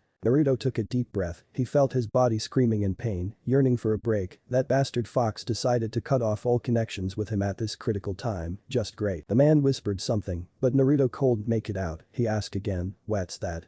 I can't hear you. The man took a deep breath, finding his voice to answer Naruto. I said my name is Taemashino, the man grunted, feeling the pain. Well Tae-san, if you would kindly tell Tsunade and all her forces to back off, I will leave this village in peace. The man named Tae laughed, you leave this village in peace? Demons like you don't know the meaning of peace. He spat some blood in Naruto's face. Naruto wiped the blood off his face. Do a little nice thing. Naruto slowly lowered his hand. And this is what you get. Naruto forcefully hit the man's wounded area, causing Teo to groan in pain. Now, will you do it or not?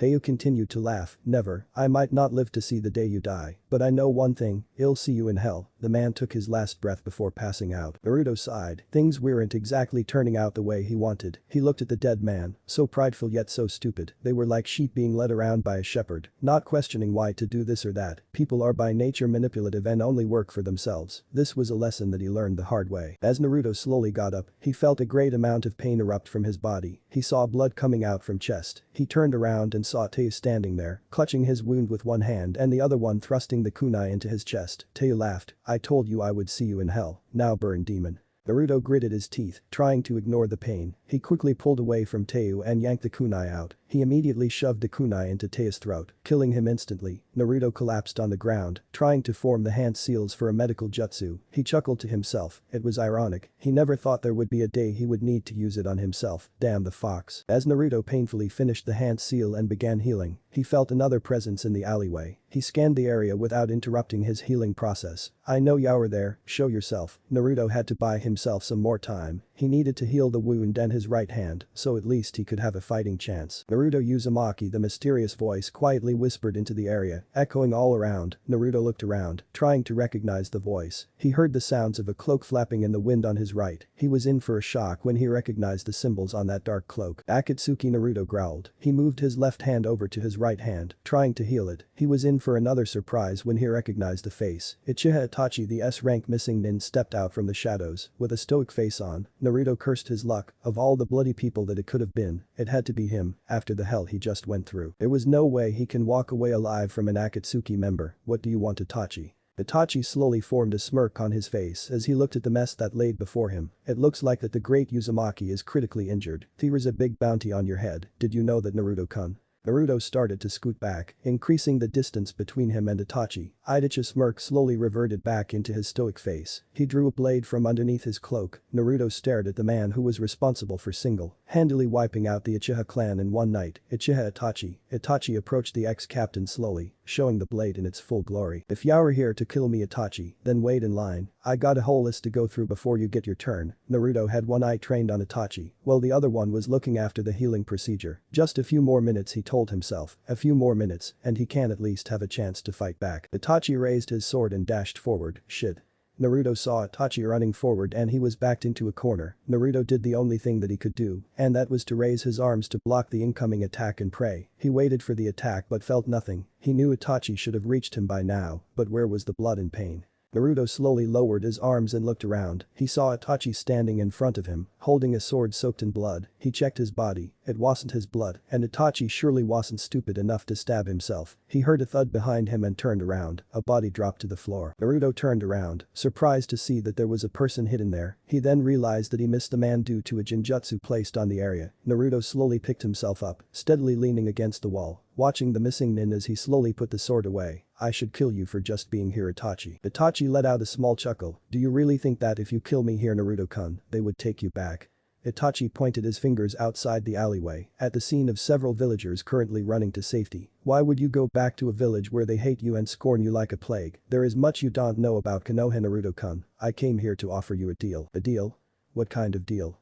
Naruto's interest was piqued. There wasn't any other options left open that he could take. We would like it if you would join our ranks, Naruto-kun. Naruto shook his head. No way, you guys are wanted for a reason. I will not join the likes of you. Itachi sported a curious look on his face. Well, as curious as his face would get. Please enlighten me as to what those reasons might be. For one thing, you guys murder in cold blood for power with no regard to anything or anyone, as long as you get it, Naruto hastily answered. Itachi laughed. You have become a naive man, Naruto-kun. Itachi then pondered on another option. How about this then? Follow me outside the village and hear the real truth about the village before deciding if you want to join us or not. There had to be a catch. There is always a catch, Naruto smirked. And if I decide not to? Itachi shrugged. You can walk away free, and then the next time we meet, we will be as enemies and not allies. Naruto thought about this offer. He had nothing to lose, but a lot to gain. Fine. Naruto held out his hand to seal the deal. Itachi looked at Naruto's gesture strangely before putting out his own hand. Naruto grabbed it and shook. So let's leave. Itachi shook his head. The deal was that you had to get out. I won't help you. If you can't get out of here alive, then you don't deserve to know. With that said, Itachi stepped back into the shadows and disappeared. Naruto dropped his jaw a little. He was taken like a sucker. Damn it, Itachi. He quietly cursed the Uchiha. The next time he sees him, he's going to strangle the damn guy. Naruto formed his hands into a basic seal and hinged into a fellow leaf chunin. No one would recognize chunins. They were too low below the power chain to be recognized. He slowly shushed out of the alleyway and into the rooftop, quickly joining his fellow chunins. He smiled to himself. This wasn't the best plan, but all he needed is to conserve his chakra and reach the gate. He was joined up with a team of chunins who was also making haste to the gate. Naruto looked over and made eye contact with them. He slowly joined their formation, hoping to blend in. Did you find the demon? A fellow chunin asked. Naruto shook his head. No, the bastard ran away before I could track him. Naruto replied with an angry tone. The first step in blending in with the enemy is to be like them, don't give them too much information, and don't act too much into your part, just be average and observe how others respond. Don't worry, we'll get him in the front gate, everyone's there, even the Hokage. Naruto's eyes widened. He did not just hear that, the plan just got more complicated. There was no way that he could hide from Tsunade. Maybe she won't notice, and he can slip behind them. Naruto laughed to himself. Like Tsunade won't notice, she was the one who condemned him to this in the first place. What's your name? A chunin asked, kicking Naruto out of his own thoughts. Taemashino. He quickly used the name of the dead man that he just killed. Great to have you on board, Tae-san. Naruto quickly nodded as the group made haste to the front gate. Tsunade-sama, our forces are all here, and ANBU walked up next to her. Good job. Tsunade nodded her head and quickly scanned the area, waiting for Naruto. Within the next few moments, ninjas of all ranks, chunins, jounins and ANBU came gathering by the front gate. It was the largest assembly of ninjas ever since the Third Shinobi War. Let's see if the demon can get through us all. A jounin sneered. The rest of them joined in and laughed. Danzo stepped forward and raised a hand, signaling everyone to be quiet. We will deploy the forces into two groups, the front assault, the ambush team. Danzo pointed to the location of where the ambush team should go hide and wait for his signal, while the front assault team will hold their positions. Tsunade shook her head, feeling her heart crumbling as she watched her power slip from her grasps. She then saw a group of chunins quickly coming towards them. When they arrived, they greeted their Hokage. Greetings, Hokage-sama. Tsunade half-heartedly responded and pointed them to be the front assault team. Naruto surveyed the area. There were less ninjas than he expected. You there? Naruto turned around and was met face to face with Danzo. I want you over there now. Yes, sir.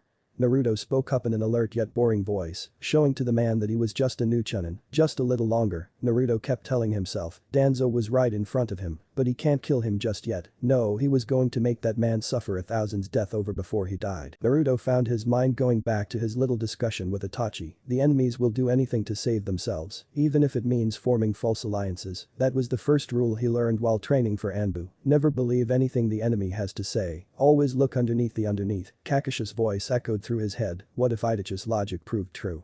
Naruto slowly shook himself out of his thoughts. The time to act is now, while the enemy is still mobilizing. Naruto casually slipped behind the front line, making his way to the back. Hey Tei-san. Where you running off to? Naruto froze in his steps. Damn the insolent chunin. Naruto turned around and casually rubbed his head, acting like what a normal chunin would do if he got caught. They told me to stand in the back, go figure. He shrugged and continued to move. As he prepared to move back, he felt someone holding on to his wrist. Hold on there, Hamura said as he grabbed his wrist. What did you say your name was? He stared at the chunin suspiciously. Naruto smiled. Teumashino. He said it fluently, without hesitation. Any hesitation would immediately allow the enemy to know that you're lying. I see, so how are your wife and kids?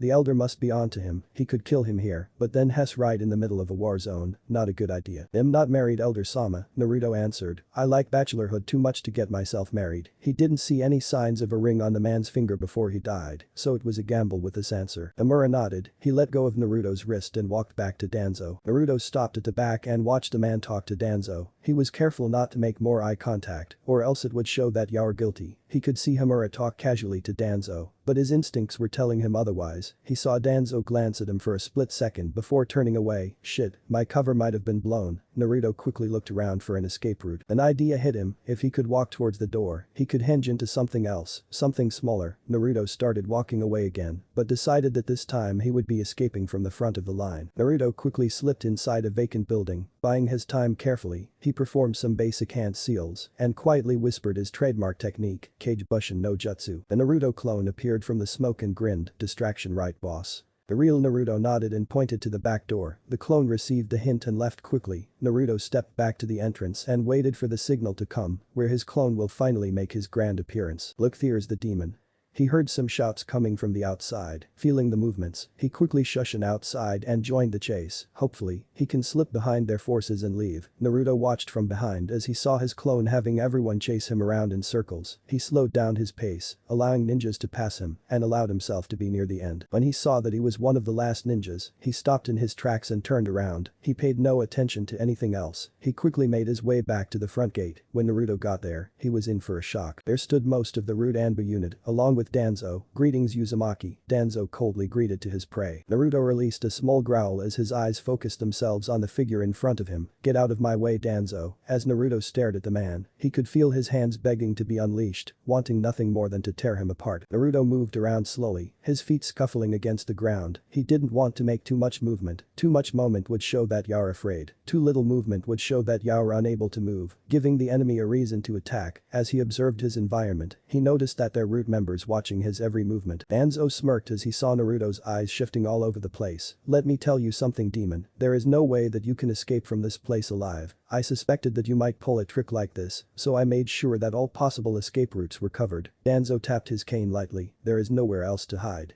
I will finally do what the third could never do, and that is to kill you. Naruto felt his body automatically preparing itself for battle. His muscles were beginning to contract against each other, getting itself ready to fight at any given moment. He finally understood what his destiny was. It was no longer to become Hokage of this village. It was bring judgment to people that have done him wrong. He was born and raised to fight, and fighting is something that he will never escape. No matter where he went, this primeval fighting instinct will always be a part of him. He raised his arms and slipped into an unusual fighting stance. Leaving this village one way or another, and intending to leave it alive. Danzo turned his smirk into a sadistic smile. Look around you.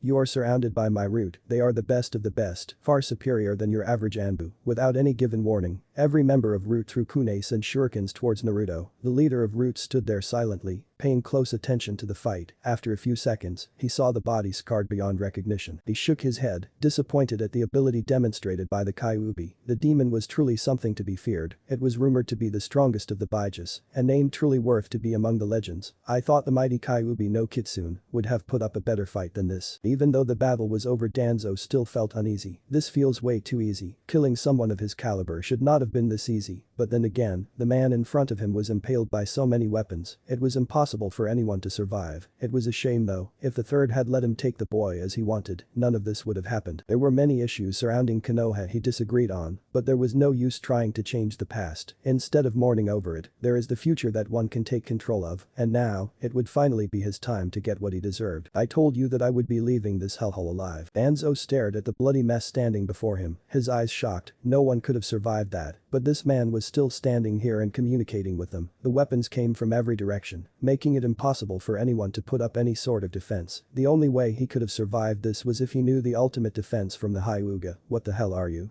He managed to stutter out. Naruto only smiled before disappearing into thin air, leaving the leader of Root even more shocked. I am the Silent Storm, Naruto's voice echoed all around, and I am your worst nightmare. Silence engulfed the area as everyone looked around for all possible hiding locations. Ga, a Root member, managed to produce a sound before dropping dead. Pretty soon, the members of his prestigious Root began to drop like flies. Danzo started to panic as he watched helplessly as each of his men dropped one by one to the floor. This cannot be happening, Danzo frantically thought. He was supposed to have the advantage here, his plans could not have any flaws.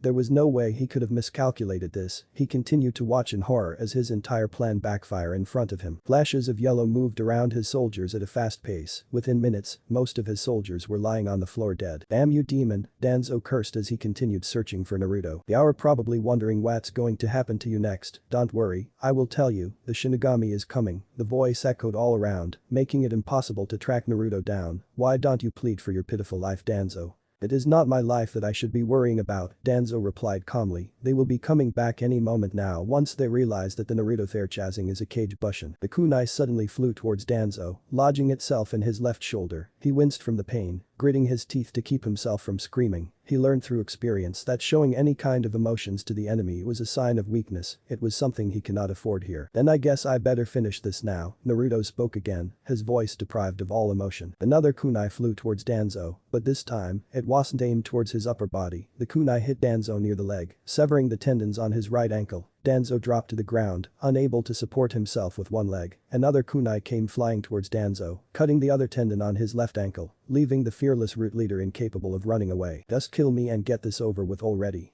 The older man yelled. He already lost his arm and his right eye during the Second Shinobi War. He had lost his wife and child during the Kyuubi attack. There was nothing else in his life that he could lose at this point. No, I don't want you dead, yet, death would be the easy way out. I want you to suffer the pain you caused me, the pain that cannot be healed. Naruto appeared in front of Danzo, finally meeting the man face to face. I told you that I would make you regret. Naruto shoved the kunai in a little further, causing Danzo muffle his cry of agony. Danzo was breathing heavily, barely enduring the pain. It'll get you demon, it'll get you if that's the last thing I do. Naruto stared at the man, his cold eyes gazing into Danzo's face. I highly doubt that, but for showing me the reality of who I am going to show you an original technique as my going away present. He began performing a series of hand seals at a fast rate. Danzo's eyes widened as he watched Naruto finish with the hand seals. His right hand began to glow brighter than any fire jutsu known to man. Danzo could feel the heat just radiating from Naruto's hand. Demon. He managed to release his final words as he watched Naruto come closer and closer. Tsunaru Kaki, Naruto whispered the jutsu's name, Holy Fire, a rare technique that he picked up while on his missions. He found it on a scroll that was meant to be seen by members of this particular clan. How ironic, a demon using a holy technique, the world must be coming to an end, Naruto mentally laughed to himself. Never in a million years did he think that the first person to witness this technique would be Danzo. Consider yourself lucky, Danzo-chan, Naruto added the suffix intentionally. You will be the first to see this technique, and you will live to tell about it. Naruto reached out and grabbed Danzo by his neck, smiling at the effects caused by the jutsu. Screams of a man could be heard from all four corners of the village. It was an inhuman scream that was filled with torture. If anyone witnessed what truly happened there, they would have been plagued with nightmares for a lifetime. Never forget, Danzo-chan, never forget. The words barely registered in Danzo's mind as the man slipped into unconsciousness. Did you hear that scream, Hokage-sama? It sounded almost inhuman, a chunin called out. He shuddered at the scream, it sounded so brutal. Tsunade stopped in her tracks, trying to decipher what she just heard, then it hit her. She quickly turned around and saw the Naruto that they were chasing disappeared into thin air. Quickly, everyone turn around now. Tsunade yelled. She concentrated some more chakra on her feet before taking off in the opposite direction, leaving everyone behind. As she leaped between buildings, she had a faint idea of what happened back there. Some fool probably got into a fight with Naruto, and he was probably dead, judging from that scream. When Tsunade got back to the front gate, the sight before her made her stomach twist and turn. The stench of blood was so strong that it was overwhelming. If she wasn't a former field medic, she would have vomited from the things she saw in front of him. There were so many ninjas were lying on the ground lifeless. Her eyes immediately took her further down the road, where she instantly recognized the lone figure lying in the middle of the road, Danzo. Tsunade quickly approached the man, noticing that his body was shaking uncontrollably. She shook her head as she turned his body over. As much as she hated this man, she cannot bring herself to let him die. Before all else, she was a medic, and a medic's first rule is to always heal people before asking them questions while the patient is in the hospital. Enemy and ally alike are treated the same way. A hospital is meant for treating the wounded, where people can make amends, not create war. She was relieved when she found a pulse still beating from within the man. Her eyes trailed down his battle-worn body, noticing the huge burn scar by his neck. Dear Lord, she muttered to herself, who could have done such a thing? She examined his neck, those burns were serious, and it will definitively serve as reminder for the rest of his life. Okage-sama, come take a look at this. Tsunade turned her attention to the person calling her. She walked over to the fallen ninja. May his soul rest in peace. She lowered her head, giving herself a moment of silence to pay her respects to the fallen. These wounds, Hokage-sama, they were all done to the throat. Poor guys, they were probably dead before they even knew it. Very precise work too. Tsunade took a closer look at the ninja's fatal wound. The person who inflicted the wounds obviously had skill. She looked around at the other ninjas, noticing a pattern here. All the people that died here were root members, and Danzo himself was lying here as well. She looked towards the unconscious man. Not even you deserve this. She started walking away. Thinking back to the damage done by this single person, she now knew who could have possibly done this, and it was too painful to admit it. There was only one man who could have caused this much chaos. One man who had the power to become the next Hokage, but fate intervened and denied him that right. Naruto Uzumaki, what have you done? Okage-sama, we spotted the demon up ahead and will proceed to give chase. An ANBU appeared besides her, waiting for her orders. Tsunade shook her head. Cancel that order. This wasn't a favorable situation for them. If word got out that one of Konoha's own ninja crippled the village, it would hurt their reputation as well as inviting other villages to attack them in their already weakened state. Have everyone regroup. Bring everyone that you could find to the hospital. If they are still breathing, I want them there now.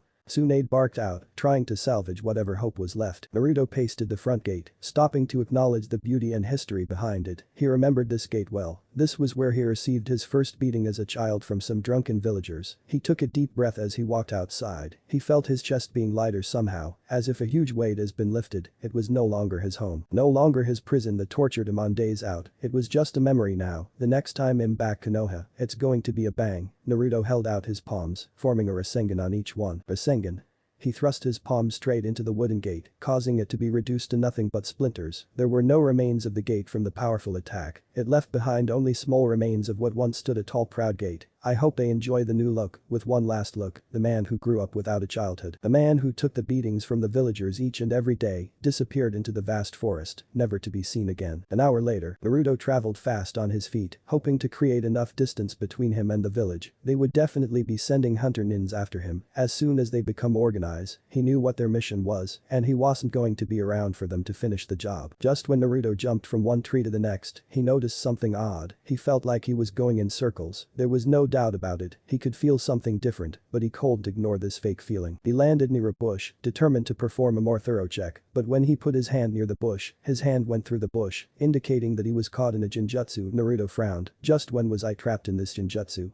I didn't even detect one. He recalled one of his earliest lessons from Miro Sennin. The easiest way of breaking out of a genjutsu is to overload and disrupt the chakra flow. The Sannin's voice echoed through his head. He closed his eyes and began the process. Within minutes, huge amounts of chakra exploded from him at uneven intervals. When Naruto opened his eyes, his surroundings was completely different than before. His senses went on high alert when he felt another presence coming from behind him. I'm glad to see that you are still in one piece, Itachi spoke up, stepping out from the trees, his cloak flapping quietly from the breeze. You're late. Naruto glared at the man. There were some issues that I had to resolve before leaving the village. You could have left him for another time, Itachi pointed out. Naruto narrowed his eyes, wondering how he could have known what happened. His eyes widened slightly when he realized that Itachi never actually left the village. He stayed behind to monitor his activities from the sides. You don't trust me? Itachi shrugged, knowing that Naruto had already figured it out. Think of it as a safety measure. Naruto sighed. Talking to this guy was like talking to Guy. Both of them were as strong as they were queer. The only time they were normal was when the situation required it to be. I'm here about that deal, Itachi, Naruto stated. Of course, follow me. Itachi turned around and walked deeper into the woods without mentioning another word. Naruto stared at the missing nin, wondering why he was being so cooperative. Are you coming? We can talk about it in a more secure location, Itachi called from over his shoulders. Naruto watched Itachi's retreating figure before following him, his eyes constantly searching the area for any kind of trap. Sit, the Uchiha ordered. Naruto looked around, taking his time to inspect the camp. He checked for any sort of traps and hidden weapons. It wasn't because he didn't trust Itachi, it was from his earlier experiences that told him not to put all your trust into one person. Make yourself comfortable, Naruto-kun. Itachi spoke up, interrupting Naruto's thoughts. Enough of the small talk, Itachi, Naruto interrupted. He was here for one reason and one reason only, to find out what Itachi knew. I want that information. I held up my end of the bargain, now it's time to tell me what you know. I see subtlety isn't one of your strong points, Itachi commented. Did you seriously believe that by serving the council, they would respect you?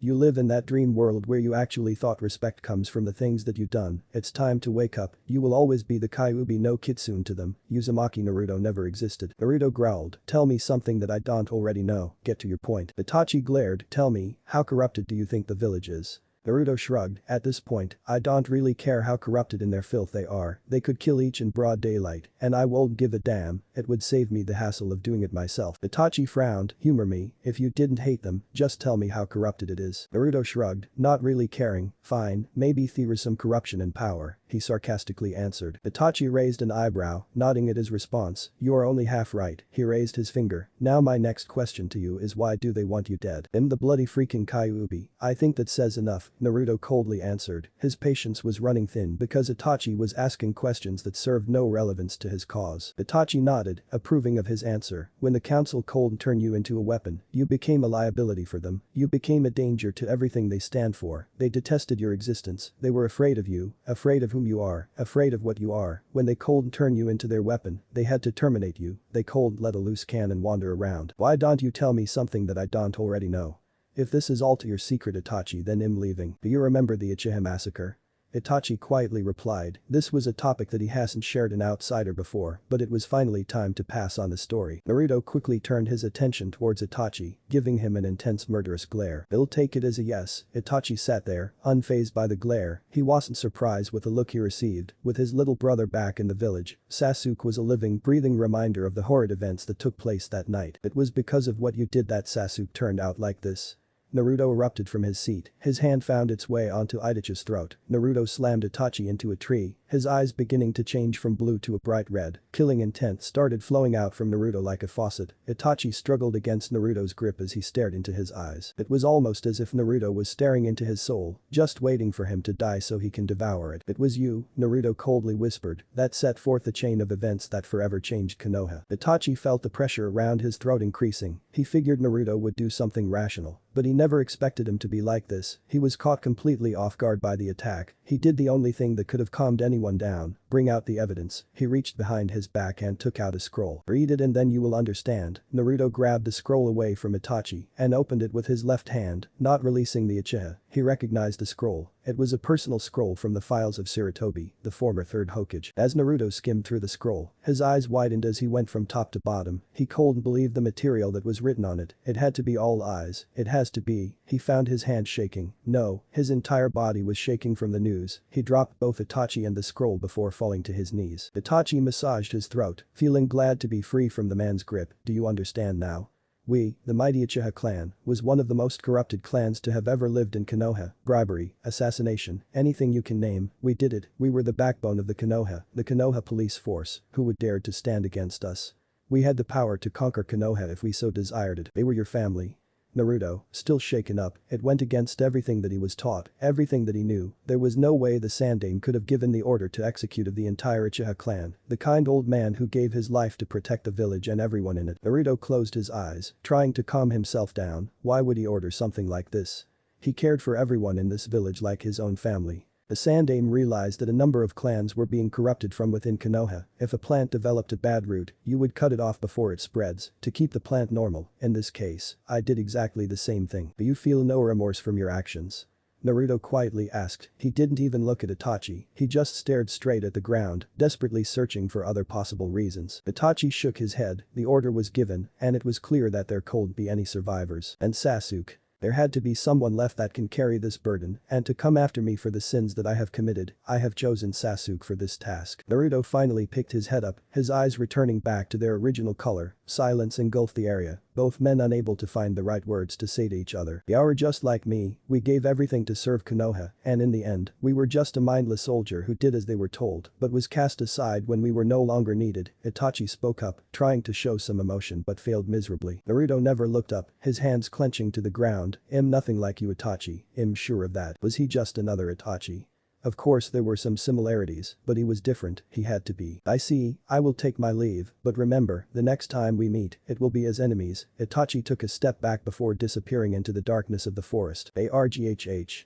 Naruto screamed into the air, wanting nothing more than to let this pain out. Birds flew away from the area, trying to get away from the deafening roar. Tsunade gripped the table with her bare hands, trying to prevent herself from lashing out against them. It has been 2 hours since they started this meeting, and they were getting absolutely nowhere. For the last time, it is not his fault.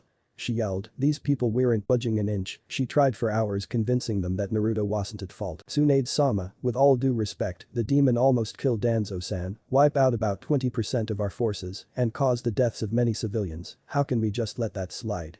An elder spoke up. Tsunade growled in annoyance. They were just repeating and rephrasing the same thing over and over. If only there was some sign. Anything would do. Yoheim. She heard the door open and saw who was poking their head inside. Speak of the devil. He'll do just fine. Jiraiya. Tsunade nodded her head, granting him permission to enter the room. Several elders gasped around the room. You have the audacity to show your face in our presence after what you did.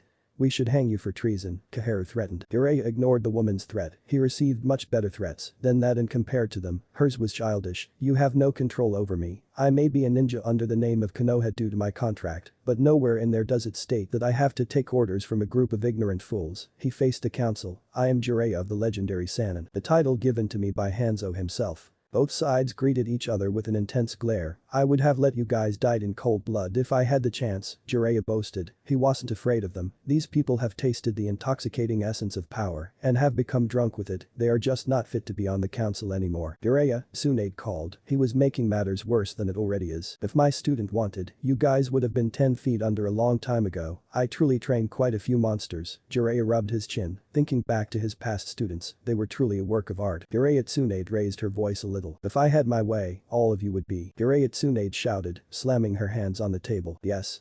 Jiraiya looked at her and surprised. He had forgotten that he was in the room with her while he was boasting off his achievements. Getting back to business, she cleared her throat. Something had to be done here. The balance of power has already shifted. If she doesn't act fast enough, the council will grow more powerful than the Hokage itself. We have decided to put Uzumaki into the bingo books, Homura stated. He is too dangerous to be left free. Fine, rank A missing nin. She pulled out some paperwork, getting ready to write down the initial details. Rank SS, Hiashi's voice spoke up. Both Jiraiya and Tsunade looked up, wondering if they heard the news right. Rank SS.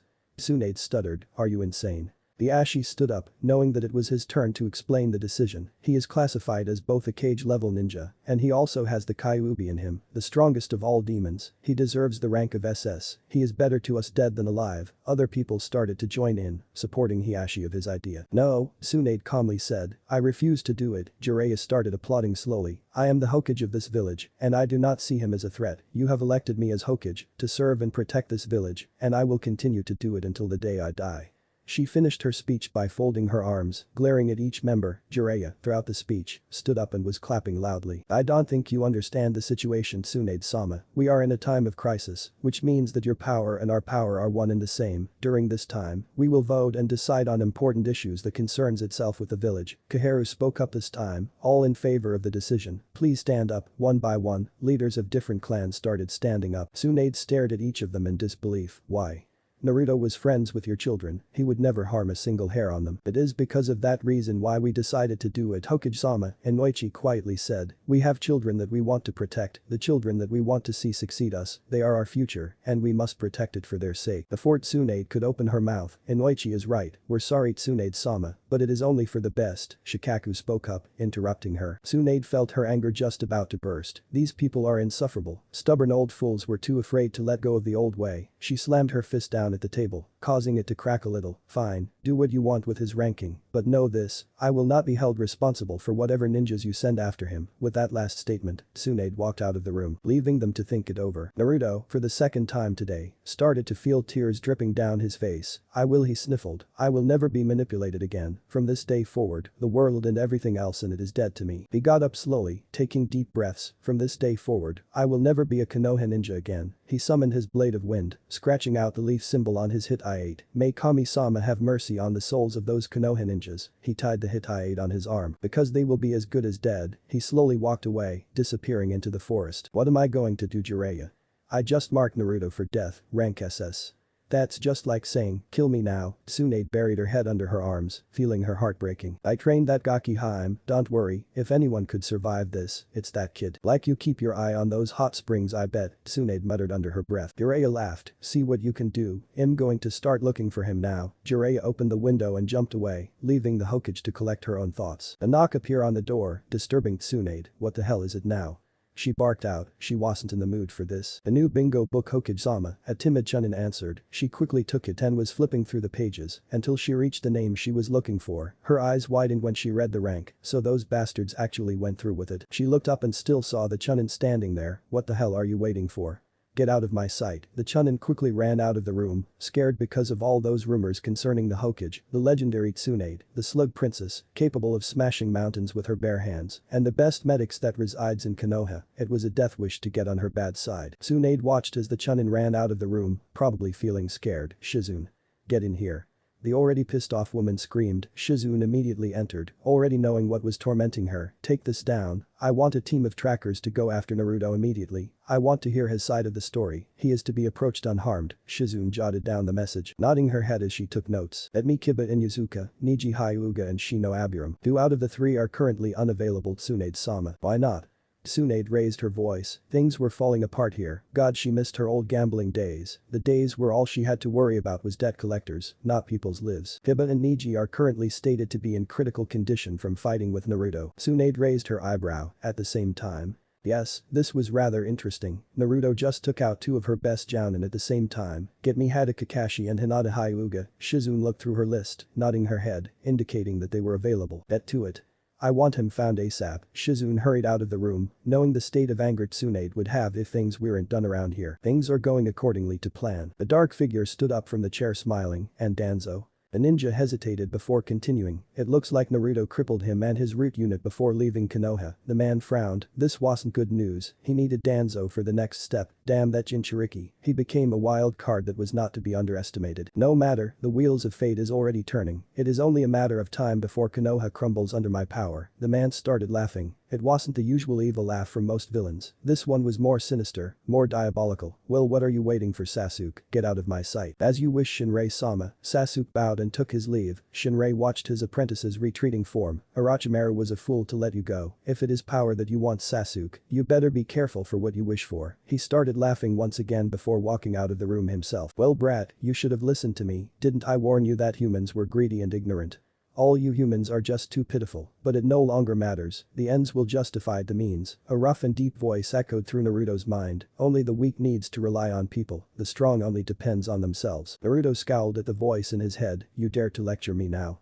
Where were you when I was getting ambushed by the village? He still haven't forgotten about that time when he was abandoned by the demon. I'm sorry, did you want me to hold your hand while we waltz out of the village?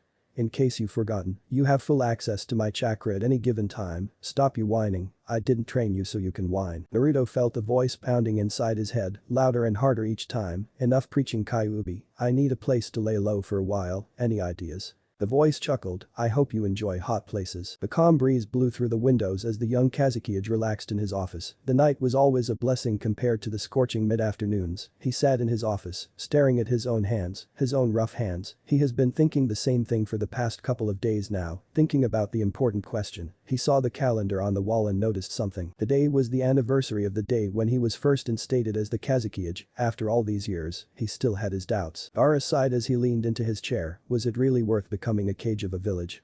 He didn't know anymore. Did he really think that by becoming the Kazuki, everyone would no longer fear him?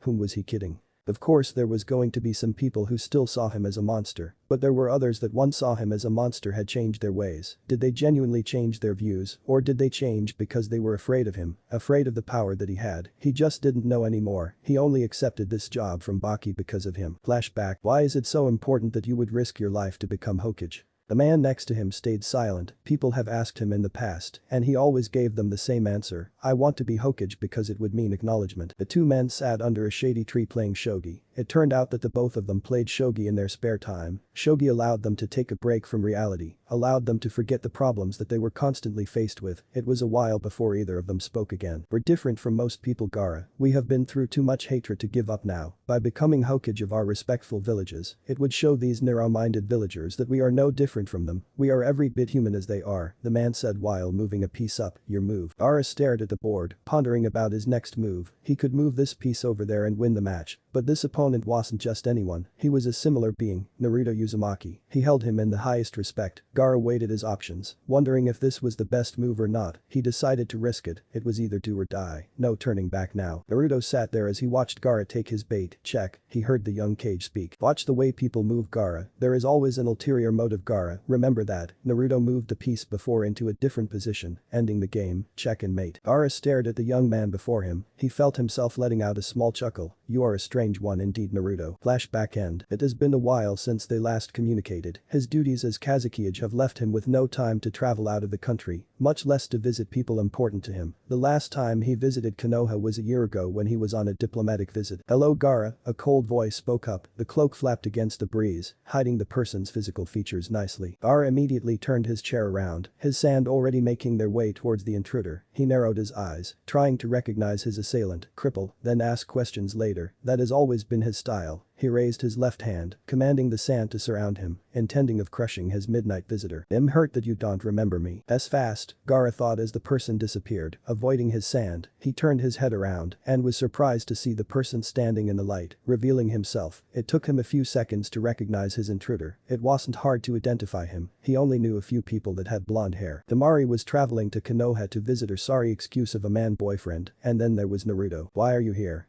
The Kazekage asked, lowering his sand. It was rare for a ninja to show up in his office unannounced. Should you be in Konoha doing guard duty or something? I no longer have respect for those fools, Naruto coldly answered. They can rot in their own filth. Garra noticed the tone difference in his friend. It sounded more distant, as if it was trying to cover up something. Something serious must have happened if Naruto showed up in his office near midnight with no explanation at all. Garra also took note that Naruto's facial expression was different. His face no longer showed emotion, except when the subject of Konoha was brought up. Anger and hatred could be seen from his eyes clearly for a split second before disappearing. He could only venture a guess about what happened. You have to tell me something, Naruto. I don't have to tell you anything, Naruto replied, snapping at Garra. Realizing what he did, he apologized. Sorry, I'm just exhausted. He closed his eyes and massaged his temples. It has been a hectic week, running non-stop from Konoha all the way here. I just need a place to stay for one night. Garra reluctantly gave in. It was unethical for a Kage to house a missing nin. But this was his friend, his very first friend. Stay in my spare room. I'm sure you know where that is. Naruto nodded and walked towards the window. He stopped when a sand-shaped hand blocked his exit. Do not wake Matsui up. She had a long day. Naruto raised his eyebrow to question Garra, but decided not to when he saw the Garra death-like glare. The sand slowly dropped to the ground when the two nodded their heads slightly. A silent agreement between men. Naruto disappeared in the night, leaving Garra to follow behind. Next morning, Garra stood outside the door, wondering if it was wise to knock or to just open. If he decided to just open the door, he might see something he didn't want to see, whereas if he knocked and awakened Naruto, he would probably end up with a Rasengan to the face. It was already 10 in the morning, and Matsui would probably kill him for making a mess in the house. Naruto, I'm coming in, Garra said out loud. He figured he would give the blonde a warning before he entered. He leaned against the door, trying to see if there was any movement going inside. Surprisingly, he heard nothing. Taking his chances, he slowly opened the door. He expected the blonde to be snoring or lying unconsciously on the bed, given his appearance from last night. He half expected him to be knocked out for at least 2 days. Naruto.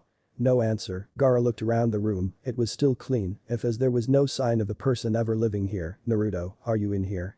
He asked once more. He looked around in the room, noting that the bed has not been touched, but there was something by the table. By closer examination, there was a note left behind that was intended for him. Garra, staying here would cause your village trouble. We can't have a missing nin cause trouble for you now. I'll deal with these problems myself. Garra stared hard at the piece of paper, reading it over twice. That fool.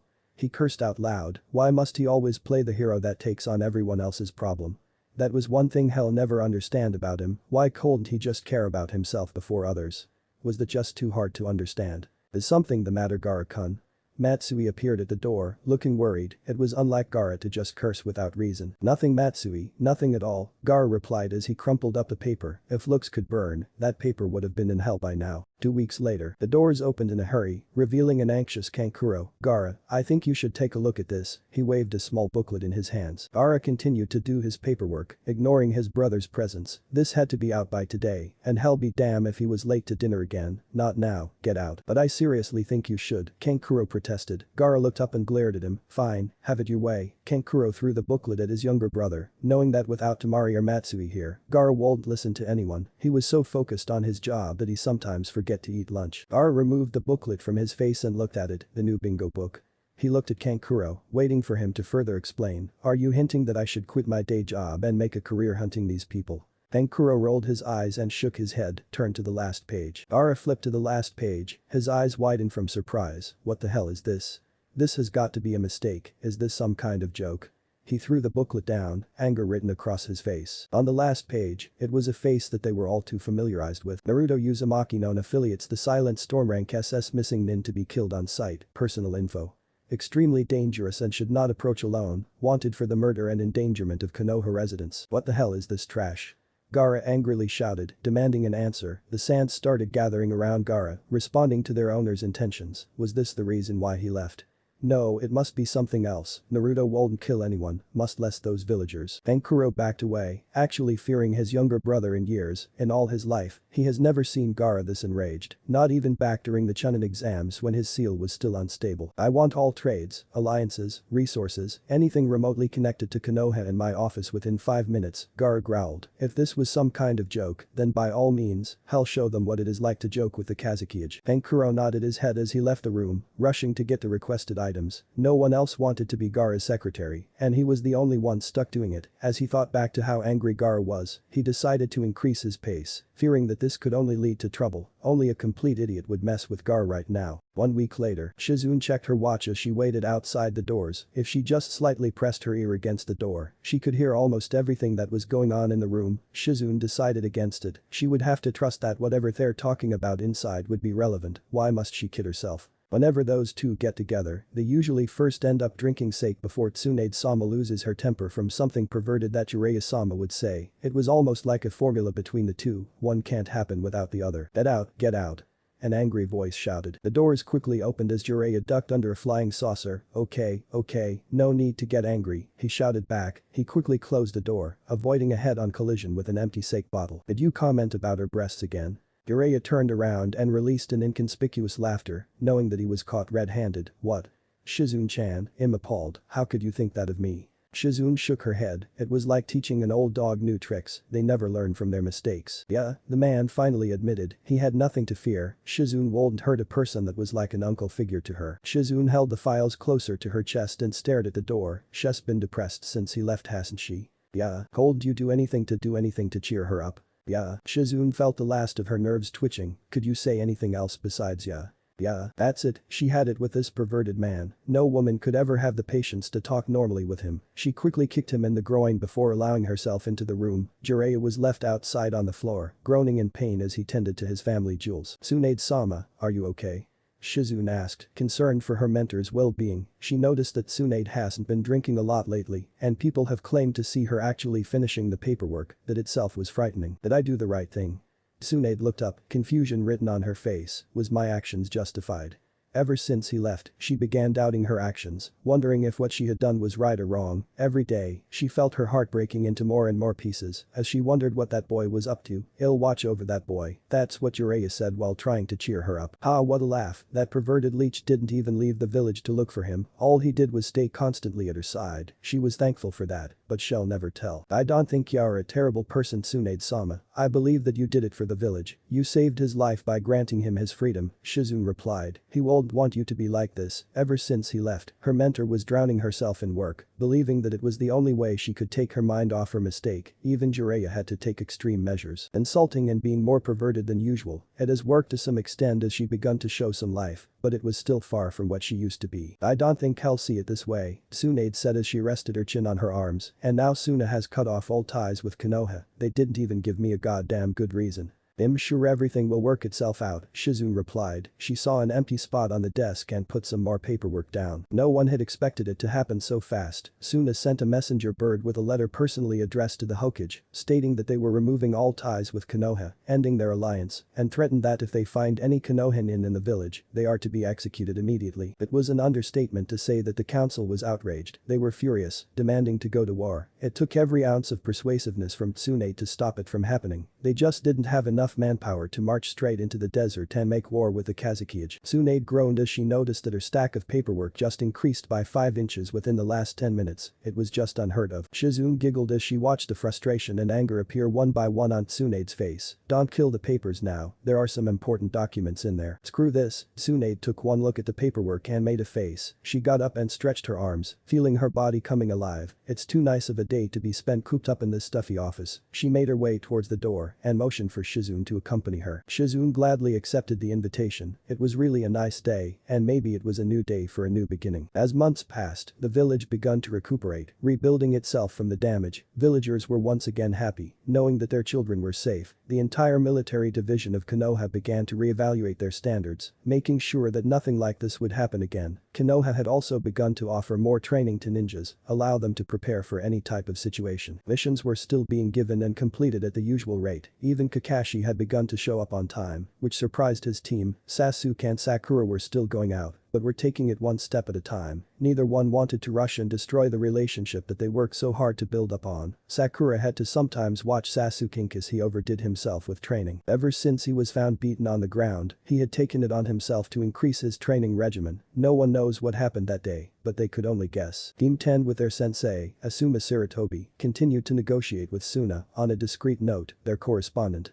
Tamari herself. She was in love with her pineapple-shaped boyfriend, but she was too proud to let him know. He was the only reason she ever came back to this place. The group was working on a plan to somehow reunite Suna and Konoha, but as their plan goes, they weren't making much progress. Ace team was always Gace team. Lian Niji was out of the hospital, but was still in no shape to do missions. They were taken off the active duty list and were recovering surely, but slowly. That explosion left them scarred for life, a reminder that they were lucky to be alive. Tenten was moved over to Kurene's team to replace Kiba, because he was taken off the active duty list as well. In many ways, Naruto's departure led to many changes in the village. Whether it may be good or bad, it still showed them that they were too relaxed, and a single man alone was able to cripple half the village's military power. Danzo seemingly disappeared after leaving the temporary Konoha hospital. No one has seen hair or hide of Danzo since the incident, but word on the street was that he was still alive and plotting revenge. 6 months later, Tsunade-sama, Shizune shouted as she ran into the room, disrupting Tsunade from her daily nap. Things began to return to normal after a few months, and Tsunade no longer blamed herself for Naruto's departure. Things were slowly returning back to the way they once were, with Tsunade sleeping and ignoring the paperwork.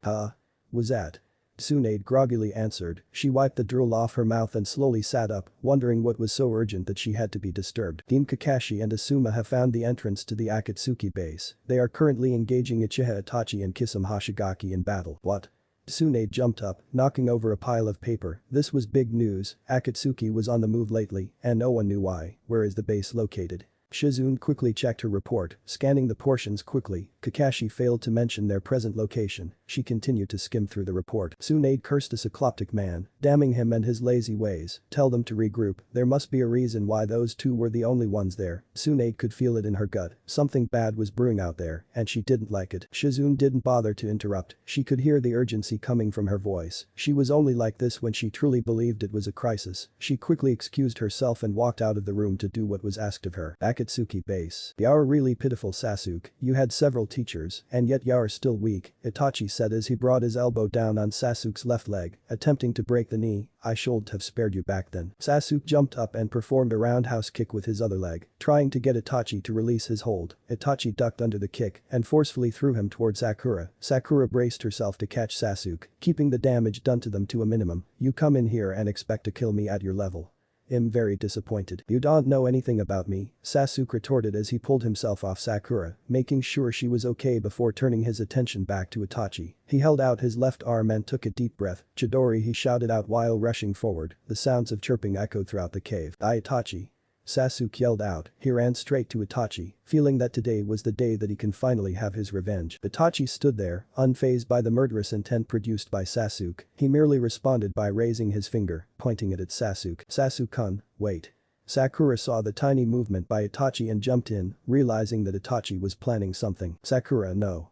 Kakashi shouted. From the corner of his eye, he could see Sakura ignoring his warning. The copy ninja was currently preoccupied with Kisame as a stand-in replacement for Shikamaru, who was the first to be targeted by the missing nin. With Kisame, that tickled but fun time is over. "Get off me." Kisame laughed at the pathetic attempt made by the Konoha nin. There was no way a weakling like that could stop him. They have been fighting for 20 minutes now, and he was having too much fun to kill them. The Akatsuki member proceeded to remove the man, but to his surprise, he found himself struggling to move his own body. What the hell? It takes two to do teamwork, not one. Shikamaru stepped into Kisame's range of vision, his hands by his side. He would allow the missing nin to witness the technique that was going to be his downfall. Kisame's eyes widened, surprised to see him still standing. "I thought I killed you." "Nope, you just missed my vitals." Shikamaru wiped the blood off from the near fatal wound, allowing Kisame to see it for himself. "With Chouja's strength combined with my Kajimane, the unstoppable becomes stoppable." Kisame gritted his teeth. He didn't like this. He struggled to move his Samehada forward, pushing against the shadows with all his might. Shikamaru grunted as he tried his best to stop the man from moving. "Do it now."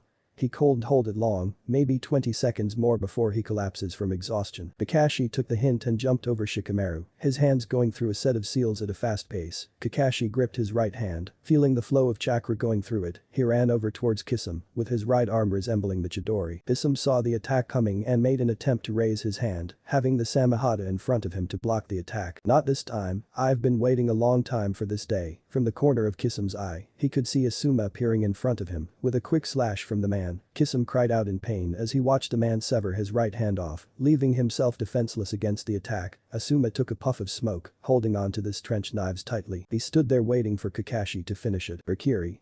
Kakashi shouted, extending his arm forward, hitting Kisame above the heart. Shikamaru gasped for air as he fell to the ground, feeling drained. Ino hurried to his side, quickly starting treatment for his wounds. "Why didn't you just let me heal you before?" Her hands were already starting the healing jutsu, feeling glad that all those long hours spent training with Tsunade-sama was finally paying off. Shikamaru let out a soft chuckle. It was just part of the plan. He felt body reaching out for him, asking for a rest. He couldn't keep his eyes opened any longer and soon passed out from exhaustion. Ino sat there, concentrating on healing his wound, but inside her mind, she was proud of him for holding on this long. Kisame was a man who was known to have a high pain tolerance, but today he discovered a completely new meaning to pain. The wounds he received at the hands of these insects were intolerable. First, he lost his dominant right hand, and he was barely alive. Damn these insects to hell. He ignored the pain and delivered a hard left elbow to the back of Chouja's, rendering him unconscious. With fluid motion, he took a step forward and caught Kakashi by the throat, gripping it tightly. "I'll take your death as payment for my hand." Kisame snarled. He had underestimated his opponents, and it has cost him big time. He had to get them now before it was too late. Kakashi struggled a bit against Kisame, smirking before he disappeared in a puff of smoke, revealing a log in Kisame's procession. Kisame was caught off guard by the kawarimi that he failed to notice Asuma appearing right behind the log, his hands on the dragon seal. "Kaiten." Heisakishima, he blew out a lingering cloud of smoke in front of Kisame, trapping him within the cloud. Arg. Kisame took several steps, trying to escape from the scorching smoke. He ignored the pain in his arms, trying to get the smoke out of his face. His cloak was already torn to pieces from the earlier assault. His mind finally registered that the entire fight, from beginning to end, was just a setup for this moment. Asuma, with every ounce of chakra left in him, extended his wind element on his weapon before slicing Kisame in half, ultimately ending his life and ninja career. Asuma walked up to Kakashi, who was barely standing from fighting the S-rank ninja. It took the four of them to bring down this beast. He wondered if they had enough left over to fight Itachi. And then there was two, Kakashi lazily answered as he collapsed in his friend's arm. But Itachi. Sasuke had a satisfied look on his face when he found his arm piercing through Itachi's heart, smirking as he watched Itachi cough out blood. But his expression turned to shock when the Itachi in front of him disappeared into birds. "This is how you do it, little brother." Sasuke turned around, surprised to see Itachi racing up to him with a Chidori. "How the hell did he put me in a Jinjutsu?" Sasuke shook off that thought, immediately preparing the require hand seals for another Chidori. "Bring it, Itachi." He ran towards Itachi, both Uchihas arching their arm back, gaining momentum. Chidori. both of them cried out. The light was intensified as Chidori met Chidori head-on, each one struggling for dominance. This has to be a joke. Our levels cannot be this goddamn far apart. Sasuke struggled to keep Itachi at bay, making sure he wasn't gaining any leverage. He felt his legs giving out as Itachi continued to push, hands locked in combat. You lose once more, Sasuke. Itachi stood a step forward, using his body weight to gain an advantage. When he saw Sasuke struggling to push back, Itachi immediately withdrew his hands, catching his little brother off balance. Shit. Sasuke felt himself slipping as Itachi released his hand, cancelling his own Chidori. Sasuke tilted his head up to see Itachi smirking down on him. It can't end this way. Itachi quickly rammed his knee against Sasuke's jaw, sending the boy backwards. He saw the perfect moment and struck his arm out. The black-colored Chidori aimed straight for the heart. The Shinigami will not be claiming Sasuke-kun's soul today, Itachi. Sasuke turned his head slightly to see Sakura standing there, his eyes detecting chakra gathering in her fist. Take this.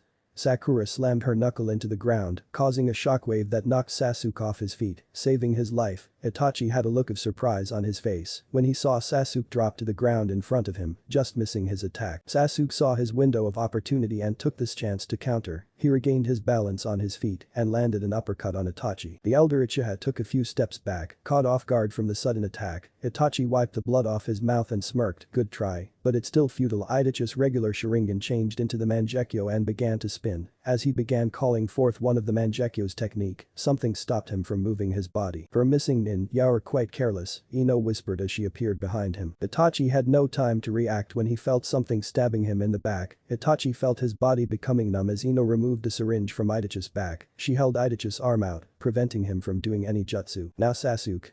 Ino and Sakura both shouted. They both knew how important it was for Sasuke to kill his older brother. Ever since he was a genin, he had been waiting for this day, living in hate and sorrow just to kill him, and now the chance has finally arrived. The day it all ends, Itachi. Sasuke held out his left arm and took slow breaths. Rikiri. Sasuke yelled out, feeling the power cruising through his veins. This was the improved version of the Chidori, twice the killing power, twice the damage. He had worked hard to get it to his stage, and now, he can finally use it for what it was originally intended for, assassination. He dashed towards his older brother, his eyes guiding his body every step along the way. Itachi closed his eyes, knowing that his death was imminent. There was no use denying it. He had no regrets. He did what was asked of him and nothing more. He felt his heart yearning for him to keep his eyes open, to see his younger brother kill him. The day you will finally pay for what you did 13 years ago.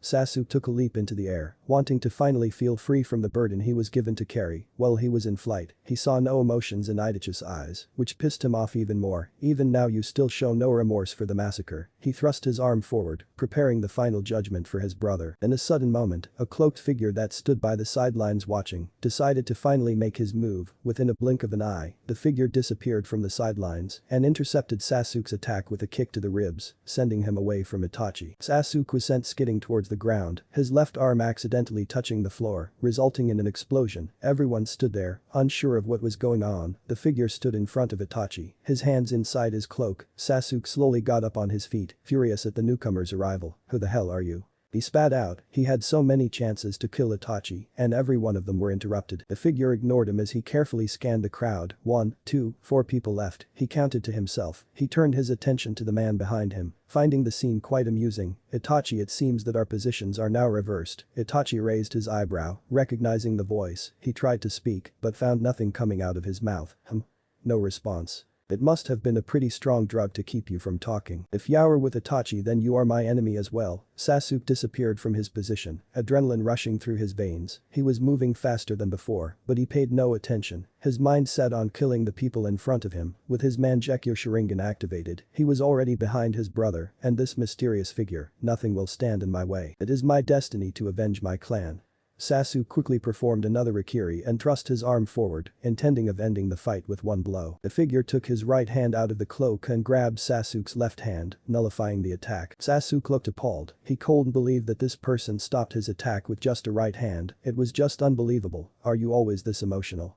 Why don't you just be a good dog and play dead? Sakura, Ino and Asuma stared at the mysterious person, each wondering who he was. One thing was for sure, he was strong enough to cancel out the Rikiri with one hand. Who the hell are you? Sasuke demanded. He tried to break free from the man's grip but was surprised at his strength. There was no way he could budge from it. The figure frowned before answering him. Would you call the calm before the storm? He lowered the hand and applied more pressure, crushing Sasuke's hand. Sasuke screamed in agony as his hand became useless. Sorry, did that hurt? The man then slammed his fist into Sasuke's ribs, breaking several of them. Sasuke dropped to the floor, his body screaming out for mercy. He glared at the man, his eyes glowing with hatred. Sasuke-kun. Sakura screamed. She charged in blindly and was preparing a punch that could rival her sensei's. The man turned his attention to Sakura, ignoring Sasuke for the time being. He watched as Sakura charged in with her hand arched back, intending to smash it in his face. The mysterious figure stood his ground, stopped Sakura's enhanced punch with just an open palm. Everyone winced from the sound of her fist smashing against the man's palm. A painful scream could be heard as Sakura pulled her fist back, several bones broken and cracked in her hand. She sat on the floor, tightly holding her hands while glaring at the man. It's been a long time, Sakura. The figure removed his hood, revealing his blonde hair and blue eyes. Sakura's eyes widened as she recognized the figure, Naruto. Everyone stood there shocked. Shock was just an understatement. No one had expected the blonde to show up here, out of all the other possible places. Naruto stood there, his face deprived of any emotion as he looked into Itachi's eyes. My debt to you is now repaid, Itachi. A life for a life. Why must you always be in my way, Naruto?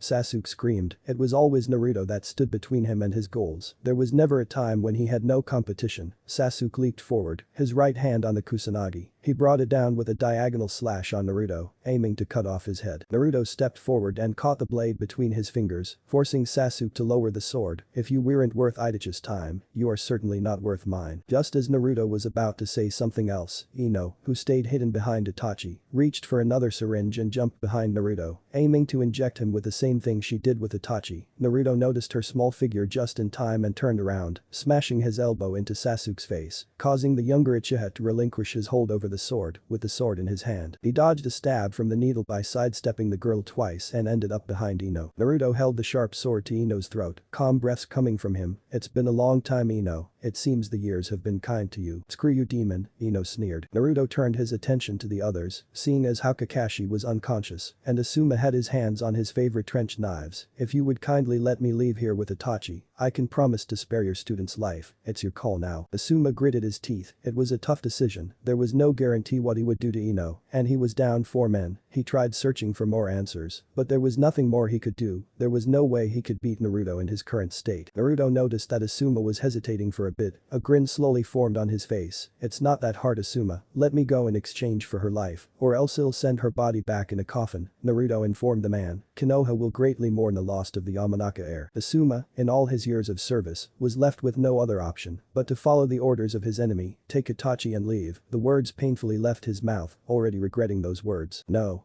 A voice shouted. Sasuke struggled painfully to get back on his feet, preparing to what looks like a final Rakiri. You would risk her life to complete your revenge? Naruto asked. One lost would mean the deaths of several dangerous criminals, Sakura shouted. She was doing everything in her power to not rush straight into the situation. If they could execute this attack, then Ino's death would not be in vain. Ino stared at her best friend straight in the eyes. She couldn't believe what was happening, all the things that they'd been through, and this was how Sakura had chose to end their friendship. Don't worry, Ino, I swear to you we'll get him and avenge your death. No, not this way.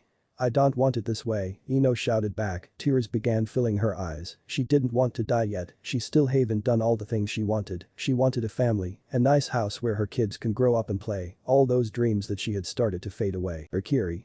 Sasuke charged in, aiming to kill everyone that stood in his path. He had put all his chakra into this final attack. Naruto stood there, shaking his head. This generation of ninjas that Konoha raised turned out to be quite a disappointment, hasn't it, Asuma-san? Asuma looked bewildered as he saw Naruto disappeared out of Sasuke's way, causing him to collide into Sakura, sending them both into the ground once more. He ignored the loud explosion caused by the attack and scanned the area, his eyes finally finding Naruto standing by the doorway, holding Ino in his arms with a cage bushin holding on to Itachi. The deal's off, Asuma-san. I will be sending her back in a body bag, Naruto coldly stated. Wait. Asuma shouted at Naruto. If it meant saving his student's life, he would gladly give up his to save hers. He had already seen most of the world, but Ino hasn't. Before he could do anything else, Naruto disappeared into the forest, taking with him his student and Itachi. 10 miles elsewhere, a Naruto clone dropped Itachi off from his shoulder, earning the Uchiha a rough landing with the ground. The original Naruto carefully put Ino near a tree, tying her up. He splashed some water over Ino's face, awakening her. You will tell me what you did to Itachi. Ino opened her eyes, surprised to find herself staring into the face of her captor. Why should I help you? She spat out venomously. Naruto glared at her. Even in this type of situation, you're still a bitch, don't you know when you've already lost? Naruto pressed a kunai near her throat, allowing her to feel the coldness of the weapon. They left you for dead. You might as well make yourself useful to me before I end your pitiful life. Ino felt her fears rising from the bottom of her stomach. She was actually scared of this man, scared that he would actually kill her in cold blood. It was no longer the Naruto she knew. This was the voice of a cold-blooded killer. Are you going to talk? Naruto pressed the weapon in, drawing a little blood, or do I have to dig a little deeper? It was experimental paralyzing serum, the effects should have worn off by now. Please don't kill me. Ino answered quickly, fear taking over her body. Naruto heard some noise behind him and turned his head to see Itachi moving. The Uchiha began to move his body, able to regain feeling over his body once more. A bit theatrical back there, don't you think, Naruto-kun? Naruto shrugged, whatever works, Itachi. The Uchiha nodded. They have lost track of the boy since he disappeared after destroying half of Konoha's military force. The Kyuubi container was somehow able to avoid their radar, which made tracking him insanely difficult. Why did you save me? Naruto blinked twice, surprised at the question. Nevertheless, he had a purpose for saving his life. I've come to take you up on that offer. Itachi thought it over before answering. In his mind, he was actually impressed with the strength that the Kyuubi container displayed. It would seem like he greatly improved during his travels. We'll be glad to have you, the Uchiha responded, knowing what offer the blonde was talking about. With the loss of his partner, Naruto Uzumaki might make a great addition to the team. Naruto turned his attention to the whimpering Ino, who was sitting there looking scared. Naruto walked up to her and stared into her eyes. I could end your life right here, but I won't. He looked around, seeing if there was anyone nearby. He took out a kunai and held it tightly, a sign that most people do before stabbing or cutting something. Time began to slow down for Ino as she watched Naruto come closer and closer, fearing the moment until he actually reached her. Her mind wandered back to Naruto Uzumaki, the enigma of Konoha. Ino cold, remember spending that much time with the boy because of what everyone said. She could feel his power radiating off him like the sun giving off warmth. It happened so quickly, in a flash. Naruto just disappeared from their lives and reappeared at the trial to just disappear once more. Now the man was standing in front of her, probably going to end her life. If she could go back in time to change all this, she would make sure this wouldn't have happened. Ino saw Naruto bringing his arms closer and she closed her eyes, anticipating the pain to come. She had gotten cut, stabbed and sliced before, and each time, it still frightened her. She opened them a second later when she felt her chains become undone. Never in a million years did she accept him to do this. If it was the other way around, she would have done the same thing. Ino looked up and met Naruto's eyes, wondering why he didn't kill her. Why? She whispered out. Naruto stared into her eyes, wondering if she was just stupid or curious. A storm doesn't always hit everything, he replied, leaving her with a cryptic message. Naruto turned around and took off with Itachi towards an unknown direction, leaving her alone in the forest, near the border of K's no Kuni. Hold on, Itachi suddenly answered. They spent hours traveling towards their destination point, but it was mostly done in silence. There wasn't any need for conversation between them. These were two men that spent most of their life alone and isolated from everyone else. They have learned to survive on their own, shunned out by the place they once called home. They were labeled as monsters because of their past, the past which no one can escape, but only accept. Uchiha Itachi, the man that single-handedly wiped out his clan in one night, and Uzumaki Naruto, the Kyuubi container himself. Even if they had conversed, there would be nothing to talk about because these were men of action, not men of words. Itachi strayed away from the path and landed on the ground, putting a temporarily stop to their journey. We're going back. Naruto landed right next to him, wondering why they were stopping. Is that really necessary? His voice filled with annoyance. Itachi noticed the tone and gave him an icy glare. What does it matter to you?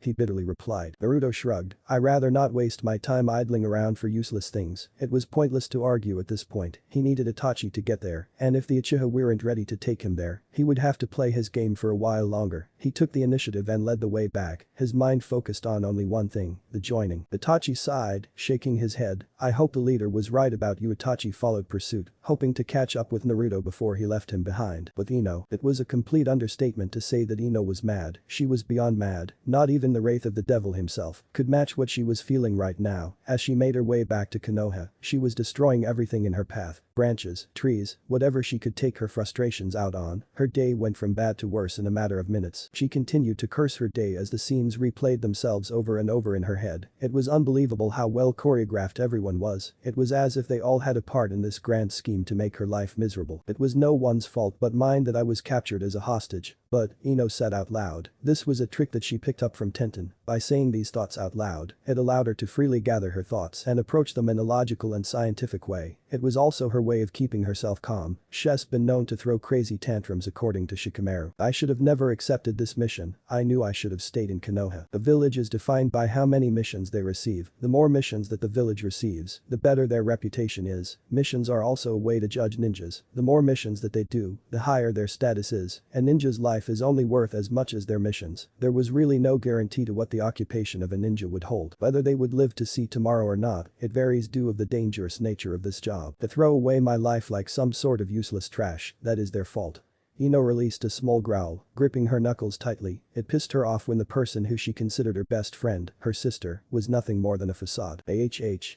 Ino yelled out as she smashed her fist into the tree. She winced at the pain but shrugged it off, seeing as how the pain was also relieving her at the moment. Damn Sakura, Ino whispered. Ino took a step forward, preparing to continue with her traveling back home, but when she took that step, she felt herself losing focus for a second. Ino staggered back, pressing her palm to her forehead. Whoa, I must be losing it. An image of Sakura appeared in front of her, a smirk on her face. That must be it. I'm pushing my body too much, and this is its way of telling me to take it easy. Ino reasoned with herself as she continued to stare at the image of Sakura that was fixated in front of her. She looked towards another direction, but Sakura was there as well. Ino growled in annoyance. Why am I seeing her face now? That simple, Ino pig. You can't stand the fact that I stronger than you and I'm also dating Sasuke-kun. You're just jealous that you can't be like me, a voice similar to Sakura's whispered. Ino felt her body quiver from the voice. After hours of traveling alone, hearing the voice of the person she wanted to get revenge on wasn't exactly her main concern. Sakura. Come out here, forehead girl, Ino shouted. She took a glance around her surroundings, searching for any signs of a genjutsu. The Sakura image reappeared in front of her, smirking at her once more. Why? Ino charged forward, her fist arched back. Why the hell are you smirking? Ino cried out as she slammed her fist through Sakura's face. The image slowly faded, leaving the girl completely confused. She had just destroyed a tree, but there Sakura was nowhere to be found. Feeling exhausted, Ino dropped to the ground, leaning against the broken tree. I seriously need to get back to Konoha, she whispered into the wind, praying that she'll make it back in one piece. But Itachi and Naruto, why are we going back? Naruto inquired. He already knew the answer, but he didn't know for sure. There was some uncertainty in the air, and he hated that. It was just one of those rules that men make for themselves. For him, there were a few rules that he lived by, and it has gotten him through life so far. Never trust anybody and never assume anything. Those were his top 2 rules. I need to bury his body, Itachi answered. Not many people knew this, but they had a bond between them, a bond that was between brothers. They have been partners ever since he first joined the organization, and it would be dishonorable to leave his friend like that. I don't see that as a valid reason for going back. He's dead, there is nothing we can do, we should be moving. Before Naruto could finish that sentence, he was slammed into a tree, Itachi's hand tightly gripping his throat. Itachi stared into the man's eyes, his Manjutsu Sharingan spinning rapidly. This is not about what you want to do, this is about what I want to do, Itachi coldly exclaimed. Open your damn eyes, Itachi. He died because he was weak. The weak has no place among the strong. He might be a partner, even a friend to you, but to me, he was nothing, Naruto retorted in an equally cold tone. Both men stared at each other, neither moving a muscle. Itachi finally relinquished his hold over Naruto, dropping him to the ground. If you ever disrespect Kisame again, I will kill you. I would like to see you try, Uchiha-san, Naruto whispered, putting emphasis on Itachi's clan name. Tension began to rise up between the two, each glaring at each other. Itachi stood near Naruto, his figure looming over the man. Don't try me, Uzumaki, or I'll show you what a real Uchiha can do. Your brother already tried proving that. Will there be a difference between you and him?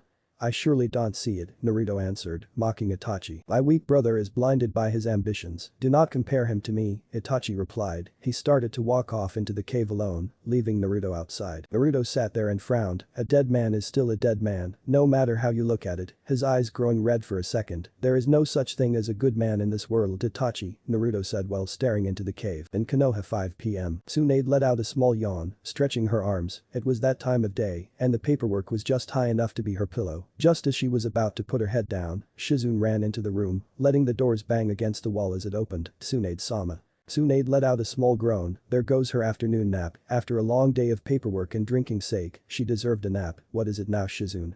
Unless half of Konoha was under attack by Akatsuki and demons, there was no way she was leaving her office. They're back, Tsunade-sama. Tsunade raised her eyebrow, not completely sure what she was talking about. Who's back? Team 7 and 10. Tsunade sat up, the news had her undivided attention. This was a lot better than doing some lousy paperwork. Well, go get them in here, I have some questions for them. Shizune hesitated for a second. They're currently in the hospital at the moment. Tsunade-sama. They ran into some problems while encountering Itachi and Kisame. Wondering what happened, Tsunade jumped out of her seat and made a dash for the door. Come on. Don't just stand there, we have to get down there, she barked out. Shizune quickly nodded her head and ran after her. With Ino. My god, I didn't think we traveled that far out from Konoha, Ino mentally cursed. She was a long way off from her destination. There was nothing but trees and more trees. It was already getting dark and she was deciding if she should set up camp or not. Is getting my revenge this important that it's driving me to keep going? I wonder what kept him going. Ino's expression suddenly changed. Somehow, images of him wandered into her mind. She wasn't even thinking about it. She started laughing as she rested against a tree. I must be going crazy, she thought back to the times she spent with the hyperactive blonde. Surprisingly, no matter how hard she tried, she had no memories of ever spending time with a blonde. Is this truly how much I know about Naruto?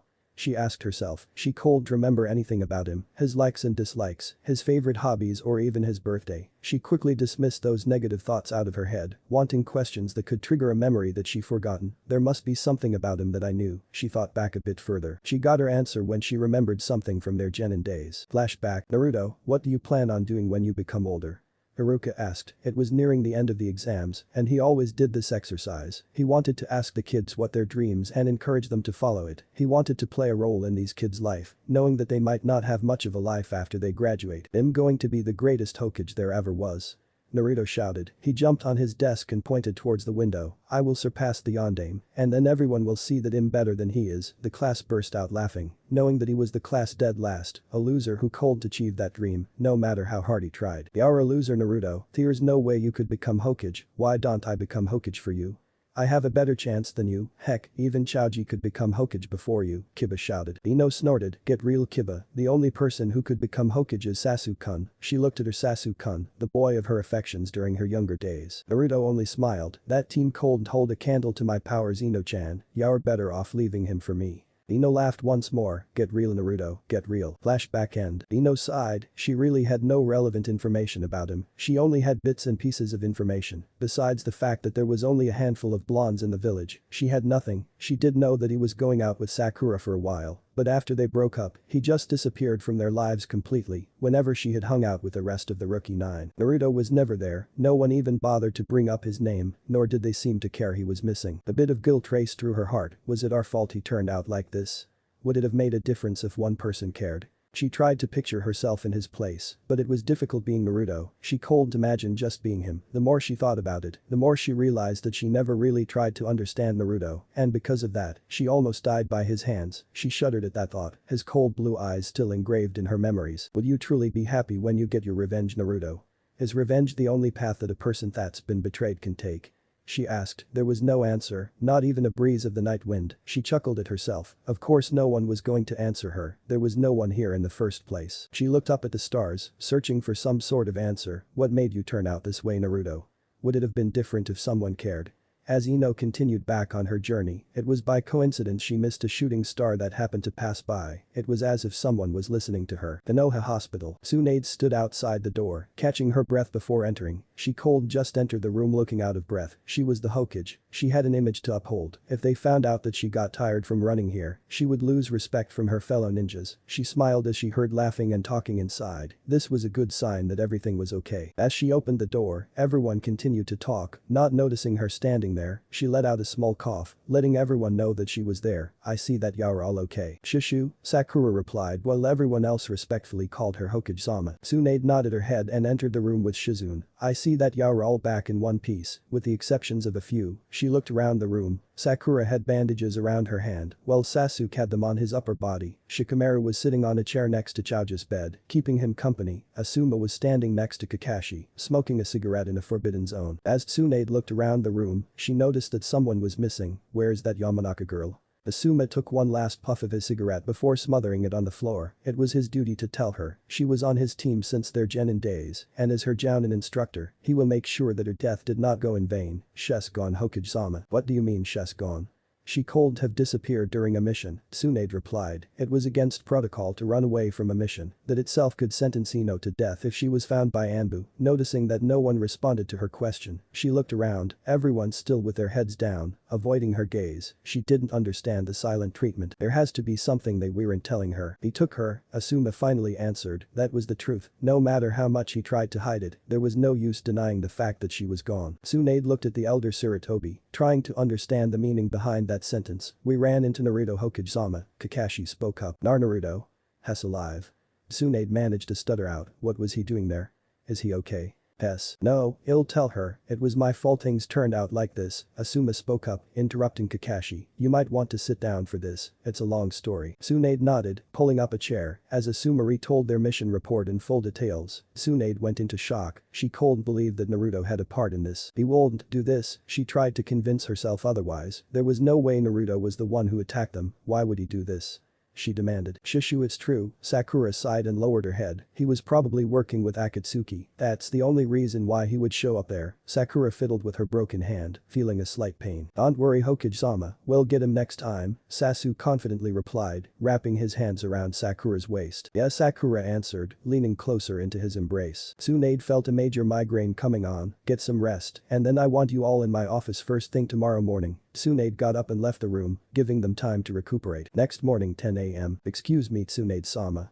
Sakura is here to see you. Tsunade looked up from her paperwork to her apprentice standing by the door. Tsunade nodded her head, acknowledging the request. Thank you Shizune. Shizune closed the door after Sakura entered, ensuring that the things that they were about to be discussing was not interrupted. Tsunade looked around, wondering what happened to the others. She wanted all of them in her office, not just one. Where are the others? They were just too exhausted to come, Sakura answered. After that mission, everyone deserved a day off. It had been hard on them all, losing Ino and all. Tsunade mumbled something about lazy ninjas before pointing to the seat next to Shizune. Sit, we have a lot to talk about. She cleared all the paperwork just for today. There was some part of the mission report that seemed fabricated. There was no way she could bring herself to the fact that Naruto had really committed these crimes. It was just too unbelievable. With Ino, I'm almost there, Ino told herself. She could almost taste it. She was almost home. As she got closer, she saw the new gates of Konoha. Tsunade-sama had invested a lot of time and effort into remaking these gates. She didn't understand why the Hokage would do something like that, but Shino once told her it served as a memorial to the ninjas that lost their lives during that fateful day. As she approached the front gate, she saw a young genin team composed of 2 girls and a boy leaving Konoha. She couldn't help but feel a sense of deja vu as they walked past her. These girls were just like her when she first started, inexperienced and from the looks that they were giving that boy, a fangirl. Oh well, they'll soon learn that life isn't all that glamorous, Ino thought. Her personal life hasn't changed much, except that she was no longer interested in Sasuke. She preferred not to be dating and put her social life on hold due to her fellowship with Ibiki. When it came to dating, she had just a few qualities that she looked for in a man: handsome, strong, and knows what he wants in life. She wasn't going to settle for anything less. Her mind somehow conjured up an image of Naruto staring at her with his cold blue eyes. As she stared back into his blue eyes, she found that she was no longer afraid of them, but was mesmerized by it. There was something in those eyes that captivated her. She immediately dismissed her thoughts and headed for the Hokage Tower. She had a score to settle with a certain pink-headed girl. Hell is about to be frozen over, Ino thought as she ran through the streets of Konoha. But Itachi and Naruto, we travel all night to come here and you're still not ready to bury him.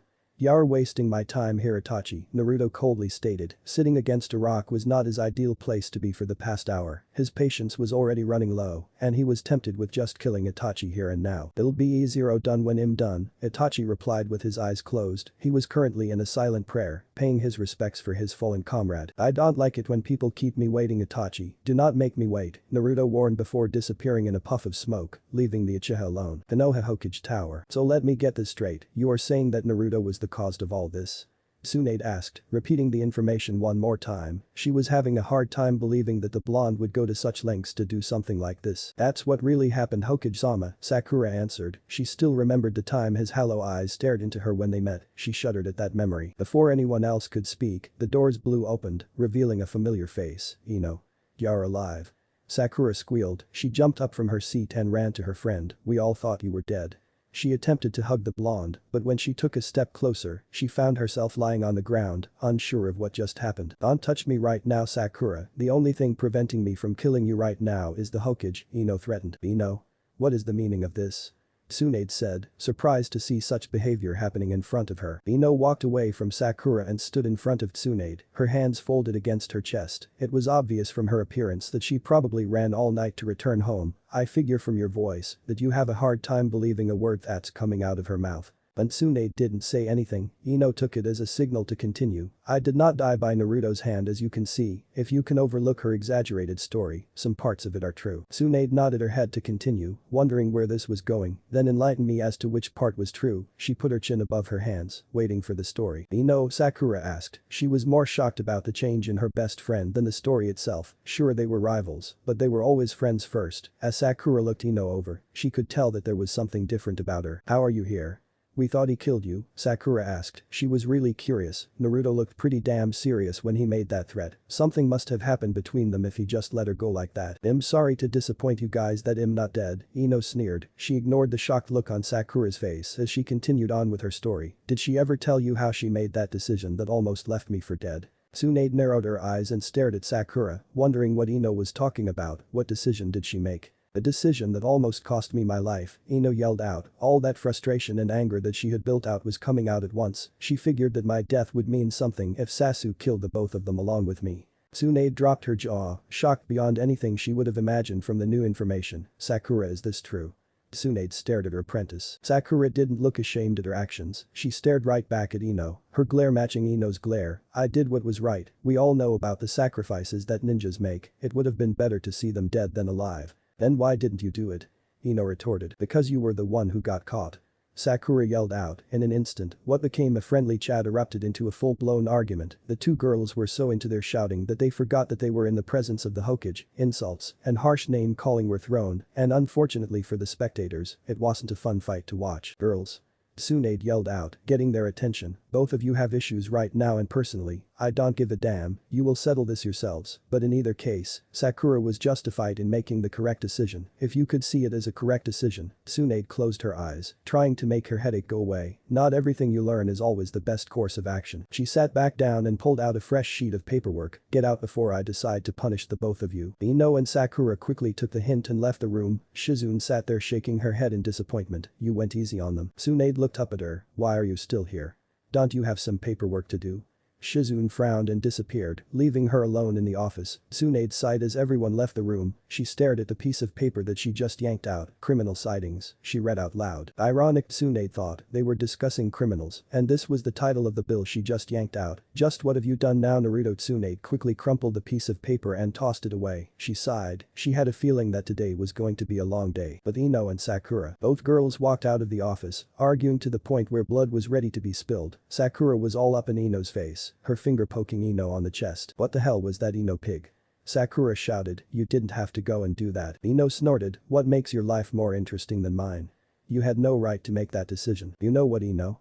I'm tired of this, let's settle this once and for all, Sakura challenged. She was tired of Ino's constant whining. She was going to prove to her that she was the best once and for all. She was going to prove to Ino that she wasn't the same girl that needed help from bullies all those years ago. Ino smirked, glad that Sakura finally got a good idea. At least now, I know there's something up there besides empty space. Training Field 9. You don't know how long I've been waiting for this, Sakura, Ino said as she started stretching. During her lonely journey back to Konoha, she had a lot of time to think about the fight that she wanted with Sakura. This was going to calm her anger, and she wasn't going to hold anything back. Sakura cracked her knuckles. You know you can't beat me. I wasn't the Hokage's apprentice for nothing. And I'm just the underprivileged girl that didn't get that special training. Aw, poor me, Ino replied, unimpressed by Sakura's status. Both girls stood about 10 feet away from each other, waiting for a signal that would begin their fateful match. Ino slipped into her usual stance, her right foot placed forward a bit. Sakura stood there, her glove on her hand. Since her right hand was still damaged, she didn't bother to put on a glove for her right. A single leaf flew into the field, twisting and twirling in the wind. As soon as the leaf touched the ground, both girls disappeared from sight. They exchanged blows at a fast pace. Neither of them was thinking about anything else but winning the watch. Ino ducked under from a left-hand hook and twisted her body around, countering it with a hard left kick towards the ribs. Sakura saw her attack miss and quickly jumped away, avoiding the kick. As soon as Sakura landed, she flipped through some hand seals before slamming them on the ground. Doten.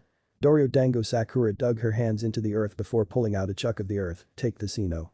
She chucked it towards Ino, wondering what she would do now. Ino's eyes widened as she saw a huge boulder coming towards her. She jumped away, avoiding the attack. "You're so slow," Sakura whispered into Ino's ear. Ino turned around and performed a roundhouse kick in midair, but found that no one was there. "Where are you aiming?" Ino saw Sakura standing on top of the boulder and threw a kunai towards her. The kunai went through Sakura and embedded itself on it. The truth soon hit Ino as she realized that she was trapped in a genjutsu. "Almost had me, Sakura." She held up her hands to her chest. "Kai." She cried out, dispelling the illusion. She looked around for Sakura, trying to see where she was. The dust was still in the air, allowing Sakura to hide anywhere and buy time to formulate a plan. Near training field 9. "Why are we here again, Kiba?"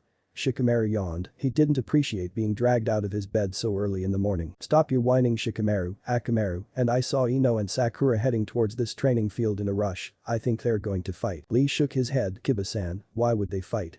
They're best friends." Before anyone could answer him, a loud eruption occurred, and more fighting could be heard. "Never mind," Lee quickly said as he ran towards the fighting. Everyone else ran after him, not wanting to miss the fight. Training field 9. Putin.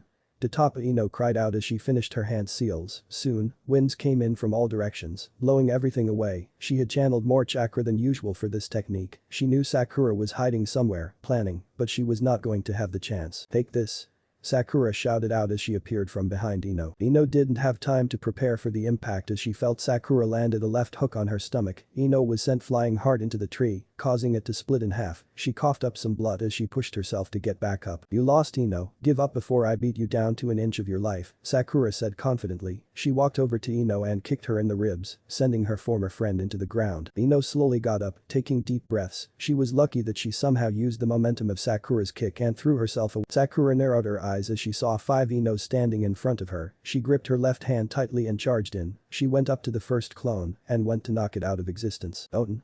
"Dorogeshi," Ino whispered as she quickly put her hands to the ground. An earth wall shot up from the ground, but that didn't stop Sakura from shattering the wall. When Sakura broke through the wall, she was surprised to see Ino standing in front of her with her hands in an oval shape. Sakura immediately recognized the seal and ran for it, but several of Ino's clone rose up from the ground, grabbing her ankles and prevented her from moving. "Shintention no jutsu," Ino yelled. Sakura watched helplessly as she was struck by the jutsu. Ino felt her spirit leaving her body and entering Sakura. From there, Ino had a sinister smirk on her face. "Let's see how pain you can withstand." Ino raised her right hand, and Sakura's body responded. "You there?" Ino pointed to a clone. "Squeeze this hand as hard as you can." The clone nodded and started to squeeze Sakura's already damaged hand. "AHH." Ino and Sakura both screamed. The pain from just squeezing it was unbearable, but it must be done. By forcing Sakura's hand to be injured, she can further extract her revenge. Ino endured the pain for another minute before switching back to her body. As soon as she entered her original body, she felt herself breathing heavily and feeling some leftover pain. She glanced toward Sakura, who managed to destroy the clone holding her hand. Noticing that Sakura was preoccupied with her damaged hand, Ino leaped into the air and landed behind Sakura. She took advantage of Sakura's pain and smashed her elbow into Sakura's face, causing her to be distorted by the pain. Seeing as Sakura was too distorted to defend herself, Ino continued her assault, throwing a fury of punches towards her chest before grabbing her right hand again. Sakura groaned from the pain and tried to fight back, but Ino was currently applying pressure to her right hand. She gritted her teeth as she felt herself being thrown into the air. By the time she realized what was going on, several of Ino's clones were already up in the air waiting for her. A clone came up behind her and executed a roundhouse kick to her back, sending her from one clone and straight into another. The brutal assault continued until 2 of the clones combined their kick and sent her spiraling towards the ground. Sakura let out a small cry of pain as she hit the ground hard, causing it to split apart from the force. Ino jumped into the air, using one of her clones as leverage. She found herself hovering above Sakura long enough for her to execute her final move. "This is where I prove that I'm goddamn better than you." Ino came down hard on Sakura. The impact from her attack caused the ground to split apart even more. "Kyukyu Danchaku," Ino whispered as time suddenly stood still. She could feel her body weight applied more force on Sakura's body. She could hear her muscles becoming more and more tense with each passing second. Sakura released a bone-chilling scream as she felt Ino's attack connect with her stomach. Her body was experiencing a whole new meaning of pain. It was just indescribable. Death was a far better option than lying here in agony. Ino slowly removed her knee from Sakura's stomach, shifting her weight from her left side to the right. Sakura screamed even more as Ino pressed her weight on her right hand, crushing the remaining bones in her hand. Sakura gritted her teeth as she kept the tears fingers from falling out. The pain was excruciating to the point where it was unbearable. Sakura mustered all the chakra that she got and threw Ino off her. Ino flipped in the air and landed on her feet, waiting for Sakura to get up. "Come, I'm not done with you yet." Ino stood there, her left hand held out, taunting her to get up. "Who do you think is going to win?" Kiba randomly spoke up. Everyone was silent, they were too focused with watching the fight. "They're both at their limits right now," Shino replied, speculating the girls. "This is where their paths end. One will fall while the other will walk. Whatever the outcome, there will be changes." Both of the girls stood there, feeling exhausted from the match. Sakura wiped the blood off her mouth before clutching her right hand. "I could have you thrown in jail for doing this to me, Ino. The number." "Cut the crap, Sakura," Ino spoke up, interrupting Sakura. "In a fight, do you really think ninjas follow the rules? Do you think Naruto followed the damn rules when he let me live?" Sakura became furious at Ino's behavior. "Rules is what sets us apart from criminals like Naruto. It is because of people like him that makes the rest of us look bad." Ino glared at her former friend. "Well, I remember a certain someone that already disobeyed a rule. What was it again?" "Something about deserting their teammates." Ino threw out. Shikamaru sighed. "This is so troublesome. Why can't women just leave their emotions at the door?" "Care to repeat that sentence, Shikamaru-kun?" A soft but angry voice spoke up. Shikamaru didn't need to turn around to recognize the voice. "Ah, I didn't mean it like that, Hinata." He knew better than to face an angry Hyuga. Before Shikamaru could explain his answer, Kiba eagerly yelled out thoughts. "To hell with the rules. Finish it." In the past, there were no laws, no regulations that were established to govern ninjas. It was back during the era of the Shodaime Hokage, where he decided that it was barbaric to conduct themselves without honor, without proper laws. It was for that purpose that the ninja handbook was created. Both girls released a battle cry and charged head-on, determined to end this with one final blow. Sakura charged in with her left hand arched back, preparing to slam it into Ino's face. Ino saw the fist coming and ducked. There was no way that she could match Sakura in strength, and she knew it. She had to time her counter-attack at the right moment, or else she would lose this match. When Sakura got within Ino's striking range, she saw the moment that she was waiting for. Now. Ino opened her fist and let the palm slide harmlessly off her skin, allowing Ino to respond and counter with several quick jabs to her ribs, before ending it up with a fierce uppercut. Sakura felt herself losing consciousness as she dropped to the ground. "I hope that someday, you'll open your eyes," Ino stated as she was breathing heavily. Before anyone could run up and congratulate them on the great fight, Ino disappeared in a puff of smoke, leaving everyone to wonder what was going on. "Sakura-san, are you okay?" Lee frantically asked. Tenten put a hand on Lee's shoulder, assuring the young jounin that the girl was okay. Lee tried to lift her up, but Shino beat him to it. "You're still injured, you shouldn't stress yourself over this." Lee sighed and allowed Shino to carry Sakura to the hospital. "That was a boring fight," Shikamaru lazily remarked. He didn't bother going with them to the hospital. It was just too much of a hassle. This was far better than a stuffy room. With Ino ran away from the training ground at high speeds, her mind frantically searching for a place where she can be alone. She needed time to think about all this. As she ran deeper into the woods, she was taking so many twists and turns that she didn't really pay attention to where she was going, and found herself in a field full of flowers. There were so many different kinds of flowers there, each unique and different. The sight before her took her breath away. As she walked slowly into the field, being careful about not destroying the floral, she soon forgot her worries as she began to identify the flowers. When she was a child, she spent most of her afternoons at her parents' flower shop, and because of that, she was able to name most of the flowers. Growing up in a flower shop taught her to appreciate the beauty of these flowers and the meanings that they symbolize. She let out a small smile as she sat down, tears starting to flow down her cheeks. "Is this what I wanted? Revenge is supposed to make a person feel good, but why do I feel so miserable?" Ino asked herself. Even though she got a revenge, there was that feeling of regret inside of her. No matter how much she told herself that Sakura deserved it, the pain won't go away. It just stayed in her heart, making Ino feel guilty. "I guess all those stories about revenge being sweet was utter bullshit," Ino said, tears forming in her eyes. Pretty soon, they made their way down her cheeks and onto the ground. She didn't understand why she was crying. Ninjas don't cry. The only time they cry was over a death of a friend, a family member. That was the only time allowed to cry. That was in the rules. Rule number 34. A ninja must never show their emotions. Ino quietly laughed to herself. "I sound like Sakura now." She gazed up into the sky, the gray cloudy skies. It almost seemed like the heavens were also crying with her, sharing her pains. She couldn't help but think that maybe, just maybe she wasn't truly alone. With Naruto and Itachi. Itachi walked out of the cave, his mind and body both exhausted. After spending almost 3 hours in there, it would make anyone exhausted. He noticed that the area around the cave was still in one piece, which meant that Naruto was nowhere to be found. He activated his Sharingan and looked around, trying to pick up any faint traces of chakra residue. He took a few steps forward, trying to locate his wayward partner. "I told you I hate waiting. You must not care about who you are dealing with," a cold voice whispered from behind Itachi. Itachi felt his body frozen with fear. He couldn't even turn his head around. Was I injected with a drug again?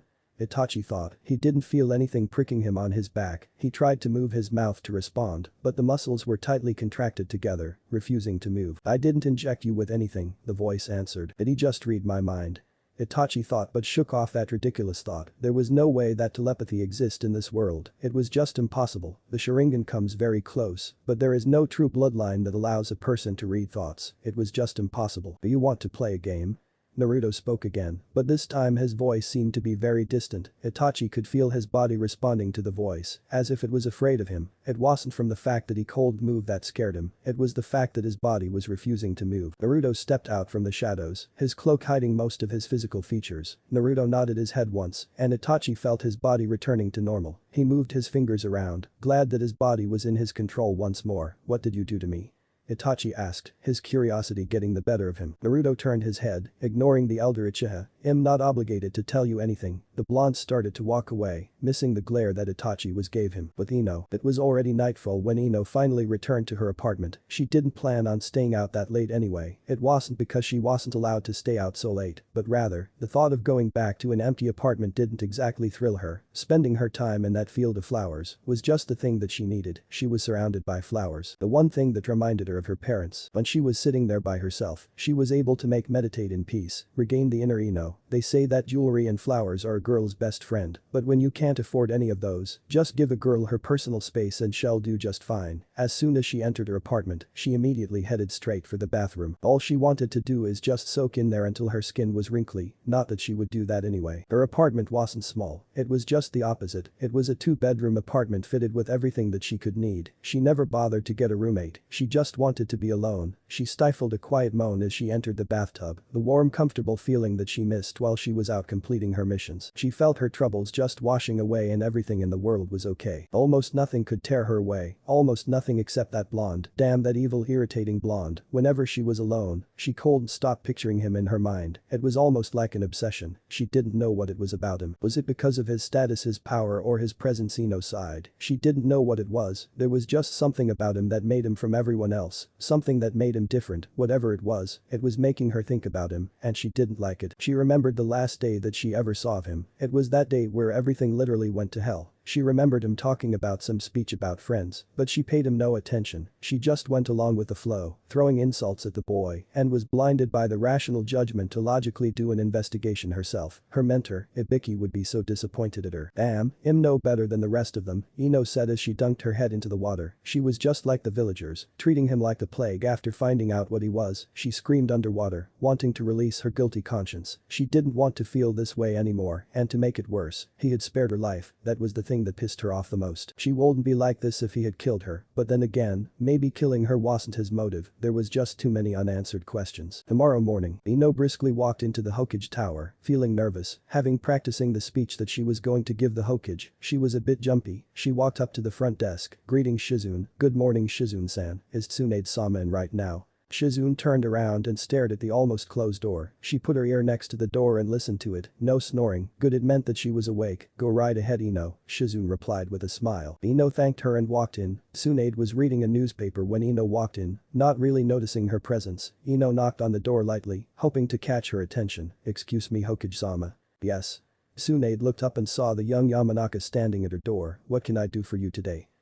I was wondering if I could get some time off," Ino answered. Tsunade choked on her tea, surprised by her request. "What?" "I want some time off," Ino repeated. She could understand just how hard it is to let one of their best take time off, but she needed this. If she doesn't take this time off, she might end up doing something that she will regret later on. Tsunade narrowed her eyes, carefully studying the girl. "And what are your reasons for taking time off?" This is just something that I have to do. Ino fiddled around with her fingers, feeling nervous as the Hokage stared her down. She's been here plenty of times reporting mission reports, but this was different. She was asking the Hokage about something personal here. Tsunade shook her head. That isn't a good enough reason. You must have a personal objective here. Why don't you tell me what's going on, and I'll see what I can do for you. Ino hesitated for a bit, unsure if she should tell her. She spent the entire night preparing for this, but here she was, standing in front of Tsunade speechless, unable to remember any words. I just want some time away from my friends. Is this about what happened on your last mission? Tsunade inquired. She saw the look in Ino's eyes, the pain that she was trying to mask. It was normal that everyone experiences hurt sometime in their life, but it is how they heal from it that sets them apart from everyone else. Hi, Ino slowly answered. She couldn't be around her friends right now. She wasn't ready to forgive them yet. It was just too painful. Tsunade sighed. 6 months, Ino. I'm giving you 6 months to do whatever that you must do, but after that, I'm assigning you back on the active duty list. Do you understand me? Ino nodded her head eagerly. She was expecting 2 months at max, but 6 months was even better. Thank you, Hokage-sama. She bowed her head and left the room. Tsunade watched a girl leave her office. She had a similar look that Naruto had in his eyes when she saw him without his mask. It was that tiny spark of hurt. The human heart had a limit on how much pain it can handle. Too much, and the person will crack. If only your parents were still alive, Ino. She couldn't think more about this issue. Ino has to deal with her problems by herself. She was a strong girl. She should be able to do it. But Naruto was walking around the forest until he felt a familiar presence coming up from behind. Did you finally catch up? Naruto inquired. He didn't even need to turn around to know who it was. Itachi walked up next to him, not even out of breath. You slowed down, he replied in a monotone voice. I don't remember the way, Naruto stated. Itachi turned his head, as if he was searching for something. It doesn't matter, we're here. Naruto frowned. They were in the middle of a forest. There was nothing around here, but trees and more trees. They weren't even near Kase no Kuni. Here is where. Itachi pointed towards a grove of vines was growing between 2 large trees, the base. Naruto looked around and saw nothing that even remotely resembled a base. If you're wasting my time, Itachi, I swear I will. Y'all what? Itachi spoke up, staring Naruto in the eye. Kill me? You can't kill me, you need me. Naruto glared back. I've been known to defy rumors. Naruto walked up for a closer examination, noticing that it was a genjutsu covering the area, a very large one in fact. Itachi approached the vines and touched it. The ring on his finger started to light up. The vines themselves started to split apart, granting them entrance to a hidden cave. Naruto walked in, amazed at the formation. There was no way he would have figured out the location of the base by himself. It was just too well hidden. Greetings, Uzumaki-san. A cold voice greeted him. Naruto tilted his head upwards a bit, his eyes staring at the figure standing on a statue. He narrowed his eyes as he carefully studied the figure. It looks like those rumors of your death was greatly exaggerated, Pain. I assure you, Uzumaki-san, those rumors were gravely mistaken, Pain answered, his eyes boring into Naruto. Naruto took a step forward, keeping his eyes on the infamous Akatsuki leader. Rumors are merely fabrications of the truth. To a certain extent, they might even hold a little bit of truth. Naruto felt a slight change in the movements, and his eyes now noticed that Pain was gone. Knowing where the leader could have gone, he allowed a fleeting smirk to cross his face. Is this real enough? Pain coldly whispered from behind, his right arm holding a weapon to Naruto's throat. Naruto felt the cold tip of the kunai, his eyes confirming his suspicions. But am I real enough? The blonde shinobi replied curtly. Pain narrowed his eyes as his hands moved with a swift motion, slitting the throat. His expression didn't change when the Naruto he captured disappeared in a puff of smoke. Are you done testing me? Pain asked, his hands retreating back into his cloak. Naruto slowly stepped away from the shadows of the cave. He glanced towards Pain, a stoic expression on his face. I wanted to see your skills with my own eyes. I refuse to work for anyone who is weaker than I am. A weak leader can only command weak warriors. Then I hope my performance didn't disappoint you, Uzumaki Naruto. Itachi stood there, watching both men closely. It looks like he was momentarily forgotten, but he didn't mind nor care. He did his job, and that was all there is to it. As the two men continued to glare at each other, Itachi could feel the killer intent rising. His body unconsciously started to twitch, a response to the amount of killing intent released. Never in his life had he felt this much. It was indescribable, but, at the same time, excited him. He could feel the adrenaline rushing through his veins. Uzumaki Naruto, you will be my stepping stone. A small sadistic grin found its way up on Itachi's face, growing bigger with each passing moment. Here stood two men, glaring each other down. Two men who were labeled as highly dangerous by the 5 great ninja villages. They are legends among legends. Their names strike fear into the hearts of many, each with a power that would someday change the course of history. Uzumaki Naruto, we have some matters to discuss. Pain spoke up, ending their little staring contest. He turned around and disappeared, leaving Itachi and Naruto behind. Naruto looked around, a disgruntled expression on his face. Where's the freaking door? He grumbled. Itachi merely responded by pointing the blonde in the right direction. Konoha Yamanaka flower shop. It was a cloudy day in Konoha, but elsewhere, there was a person who was not affected by the weather, not a single bit. Ino Yamanaka had a bright smile on her face. As she waltzed around her flower shop, she picked up different type of flowers, breathing in their lovely aromas. Ino never felt better in her life. As she continued to waltz around the flower shop, she could feel her troubles melting away. A smile tugged on her lips as she sprayed some water on the flowers, making them look fresh. She heard an elder speak something once about flowers, the raw beauty that they held. Flowers were created to conceal the sins of the world by showing the beauty instead. She didn't get what that old geezer meant back then, but now, she has taken those words to heart. There was too much unnecessary bloodshed in this world. She smiled as she picked up several white lilies and brought them over to the counter. As Ino worked, she hummed a melody that her father taught her when she was 5. While her friends were out completing missions and moving on with their life, she was stuck in the past, cherishing the moments that she no longer had. It wasn't because she didn't want to move on, it was because there was nothing to move on to. She was content with just being here in the present, taking her sweet time. The sudden chime roused Ino from her thoughts, alerting her to someone's presence in her shop. When she looked up, she was surprised to see an all too familiar face, Shikamaru. Ino greeted her longtime friend. She hasn't seen him since they got back from that mission. What are you doing here? Shikamaru chuckled quietly. No reason, I was just passing by. Ino gave him a weird look before going back to her flowers. Shikamaru shrugged off the look and continued to just watch. He took a seat beside the counter and watched in silence. The way Ino's eyes seemed to glow every time she picked up a flower. You seem different, the Nara whispered. People change, Shika, some for the better, some for the worst, she replied without looking up. All the things that happened to me recently were like a sign, telling me to be more observant and not take life for granted. It makes me sad on how kids these days don't realize what a dangerous job they're getting into. Wow, Ino, that's pretty deep. So how are you doing? I'm fine, Ino answered. Before Ino could further expand on that, the chime on the door suddenly rang again, signaling that another customer has entered her shop. Excuse me, a loud voice shouted, is there anyone here? Ino stepped away from the counter and into plain sight to greet her customer. Hello, what can I get for you today? She didn't recognize this young man, but she felt a strong sense of familiarity with him. The untamed brunette hair and his face has a striking resemblance to someone she knew very well. The young boy turned his head, his eyes searching for something. I'm looking for an Ino Yamanaka. She's about this tall and has blonde hair. The boy made hand motions to give the lady a description. That's me, what can I do for you? The young man broke into a smile. I heard you ran into my Niacin. Ino gave him a confused look. Niacin? I'm afraid you got your facts messed up. I don't even know who your Niacin is, let alone who you are. Oh, that's right, you only met me once when Uncle Asuma introduced me to his team. My name is Saratobi Konohamaru, and I believe you ran into Naruto Niacin. Ino dropped her jaw. She couldn't believe it. This brat was that young cocky boy that Asuma-sensei introduced to them all those years ago. She couldn't believe it. She quickly gave him a look over and found that he did remind her of her sensei. Wait a minute, Naruto is your Niacin? Ino almost shouted out. She couldn't believe it. This boy, the heir to the Saratobi clan, calls Naruto, the rank SS ninja, his Niacin. Are you shitting me? She yelled out. Konohamaru narrowed his eyes. Naruto Niacin isn't a bad man, he hasn't done anything wrong. Not done anything wrong? He killed. Ino raised her hand and started to count off, saying things as information came to her mind. Ino, drop it, Shikamaru spoke up, his tone changing from his normal lazy one to a more serious one. Yo Konohamaru, the Nara waved. Yo, didn't see you here Shikamaru. Konohamaru waved back, before Ino could protest. Shikamaru spoke up. Ino, have you ever known Naruto personally? Ino began to open her mouth, but then closed it. She couldn't find anything to say. No, she replied, shaking her head. Shikamaru continued, trying to get his point across. Did you ever hang out with Naruto? Again, Ino shook her head. Then don't judge people based on who they are. Didn't Asuma-sensei teach us that?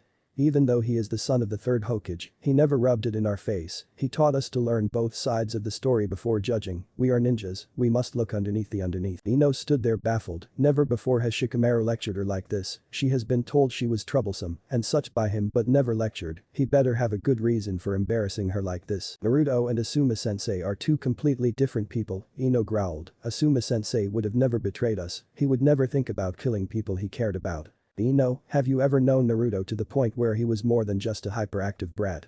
Ino gritted her teeth. Shikamaru knew what her answer was. He didn't need to continue with these damn questions. Damn Shikamaru and his intelligence. Why does he always use logic to point stuff out? Even though Naruto Niacin is a wanted man, he has my respect, Konohamaru answered forcefully. He considered Naruto his older brother, someone who acknowledged him for who he was inside, not by his name. Yeah, okay brat, just try saying that when Hess holding a kunai to your throat, Ino retorted. Just as she started to walk away, Shikamaru stopped her. Sit down and get ready for a story. Not left with any other choice, Ino reluctantly gave in. Half of her was still pissed at what Naruto did, but another half was intrigued by him. This was a blessing in disguise, and she knew it. Akatsuki base. I have a job for you, Pain kept on his stoic face as he sat on a chair that vaguely resembled a throne. He had his hands folded on his lap, waiting for Naruto to enter the room. You are not one for subtleties, are you, Pain? Neither are you, Pain replied. So what do you want of me? Naruto bluntly asked. Pain lowered his head slightly and narrowed his eyes. Heart of the waterfall. He spoke up cryptically. There was no hint of teasing or anger in his voice, just the voice of a dead man. A stone that is said to grant its user immeasurable power at a cost. The stone would ultimately merge itself with the user before taking their life. It was rumored to be a story, a myth that arose during the first civil war in Tokigaku. Naruto tilted his head slightly. What does the leader of Akatsuki, whose members are on par with a village cage, want with a useless stone? Pain didn't answer. His only physical response was closing his eyes for a moment. When they reopened, his Rinnegan fiercely glared at the Jinchuriki. That is none of your concern, Uzumaki. If you wish to join us, you will retrieve the stone within a week. Consider this a test. If you fail, do not bother to come back. I have no need for weaklings in my organization, Pain coldly answered. Naruto released a small growl, letting Pain know his discontent. You worry too much about the little things, Pain. It is I who should be judging you, remember that. Naruto took one last look before disappearing out of the cave, making his way towards Tokigaku. His dull crystal blue eyes were now burning with a raging fire. It'll show you, Pain, it'll show everyone that Uzumaki Naruto is not someone who they should look down upon. Back in the cave, Pain-sama, Itachi entered the room and bowed. Is it wise to send Uzumaki to complete this mission? That is none of your concern, Itachi. Follow him and make sure he doesn't do anything rash that would upset the mission. Hi, Pain-sama. Itachi bowed once more and left the room. A small smile formed on Pain's lips as he sensed Itachi leaving the cave. Soon salvation will be here, and there will no longer be any bloodshed. We can finally accomplish what we started all those years ago. A flash from within Pain's eyes flickered before dying out. I understand. The infamous leader of Akatsuki stepped into the shadows and disappeared as well, leaving the cave uninhabited. The Nohiyamanaka flower shop. So there he was, walking into our training ground just an hour later after completing his rank S mission. Anyone else would have shrugged us off to rest, but Naruto Niasen didn't. He came in with his full ANBU gear and stuff and started his demonstration on how to use ninjutsu effectively. I can tell he was really into it because he wasn't so distant, but after his demonstration, he had to leave quickly. Something about reporting back to the old hag. Konohamaru started to imitate his older brother from that day, but failed horribly. He couldn't get the facial expression right, but it brought a laugh out of Ino. Who would have thought that Naruto actually cares about anyone besides himself?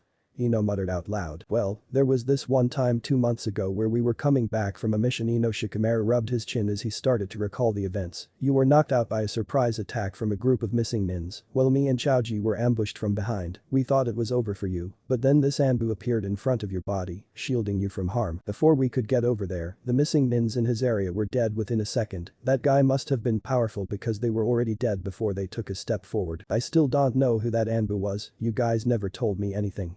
Ino glared at Shikamaru, who chuckled nervously. Well, he carried you all the way back to Konoha. All 2 hours, Ino. Shikamaru put some emphasis on the last part. By the time we got to the hospital, the ANBU was already standing next to you with his mask removed. I got a quick look before he disappeared in a puff of smoke. Ino leaned in, her eyes widening a little. She was anxious to know who her savior was. She felt her heart beating faster than usual. She remembered his strong arms and how safe she felt by just being held by him. The only thing she could remember about the ANBU was that his mask was that of a kitsune. It was Naruto. Shikamaru stared at her, surprised at her answer. Why would you say that, Ino? Ino only smiled. There was no one in the history of ANBU to ever don a kitsune mask. It just seemed right that Naruto would wear it as a representation of something else. Shikamaru sighed. If you figured this out sooner, why couldn't you have said so?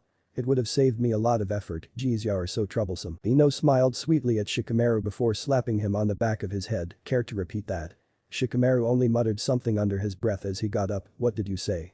Ino threatened. He said troublesome woman. Konohamaru spoke up. Shikamaru shot him a death glare, but he felt Ino coming closer. It'll get you later, Konohamaru. Shikamaru quickly disappeared, leaving Ino with no target. So Konohamaru Ino turned around, facing the boy. What is it about Naruto that you consider him a brother? The young Saratobi grinned at her. We shared the same dream of becoming Hokage, even though he no longer has that dream, I will become Hokage for him. Ino sighed, maybe you should give up on Naruto Konohamaru. He's nothing but a cold-blooded killer, associating yourself with him will get you nowhere. The next words that came out of Konohamaru's mouth shocked her. The boy's mood instantly changed, and she knew she hit a nerve. What she didn't know was that Konohamaru held Naruto in the highest regard. The outcome was a very enraged Sarutobi Konohamaru. It was frightening how his killing intent leaked out. For a minute there, she swore that she could see the Sandame standing right behind the boy. Watch what you say, you old hag. He might be a cold-blooded killer, but it was because of you and this village that turned him this way. Next time you disrespect him, I will not hesitate to crush you, whether you are a student of my uncle or not. Konohamaru's eyes flickered like a raging fire. The tone of his voice demanded authority. Ino wanted to shout something back, but found that she suddenly lost her voice. If Nyasin wanted to kill you, he would have done so, but since he spared your life, he must have seen something in you. Consider it his gift. Without looking back, the angry Sarutobi heir left the flower shop. He could feel his blood boiling, but deep inside, he wasn't angry at her. His anger was directed at the villagers for their ignorance and hatred. Naruto Nyasin, next time we meet, it'll prove to you that I have surpassed you, Konohamaru whispered as he exited the shop. Only when I defeat you, will it prove that I am finally worthy of becoming Hokage. He thrust his fist to the skies, as if he was making a statement. Until then, don't die Nyasin. Inside the flower shop, Ino watched as Konohamaru stormed out. She slowly dropped to the floor, her knees finally giving out on her. Finally getting over her initial shock, she managed to let out a small whisper. Why would he defend Naruto like this?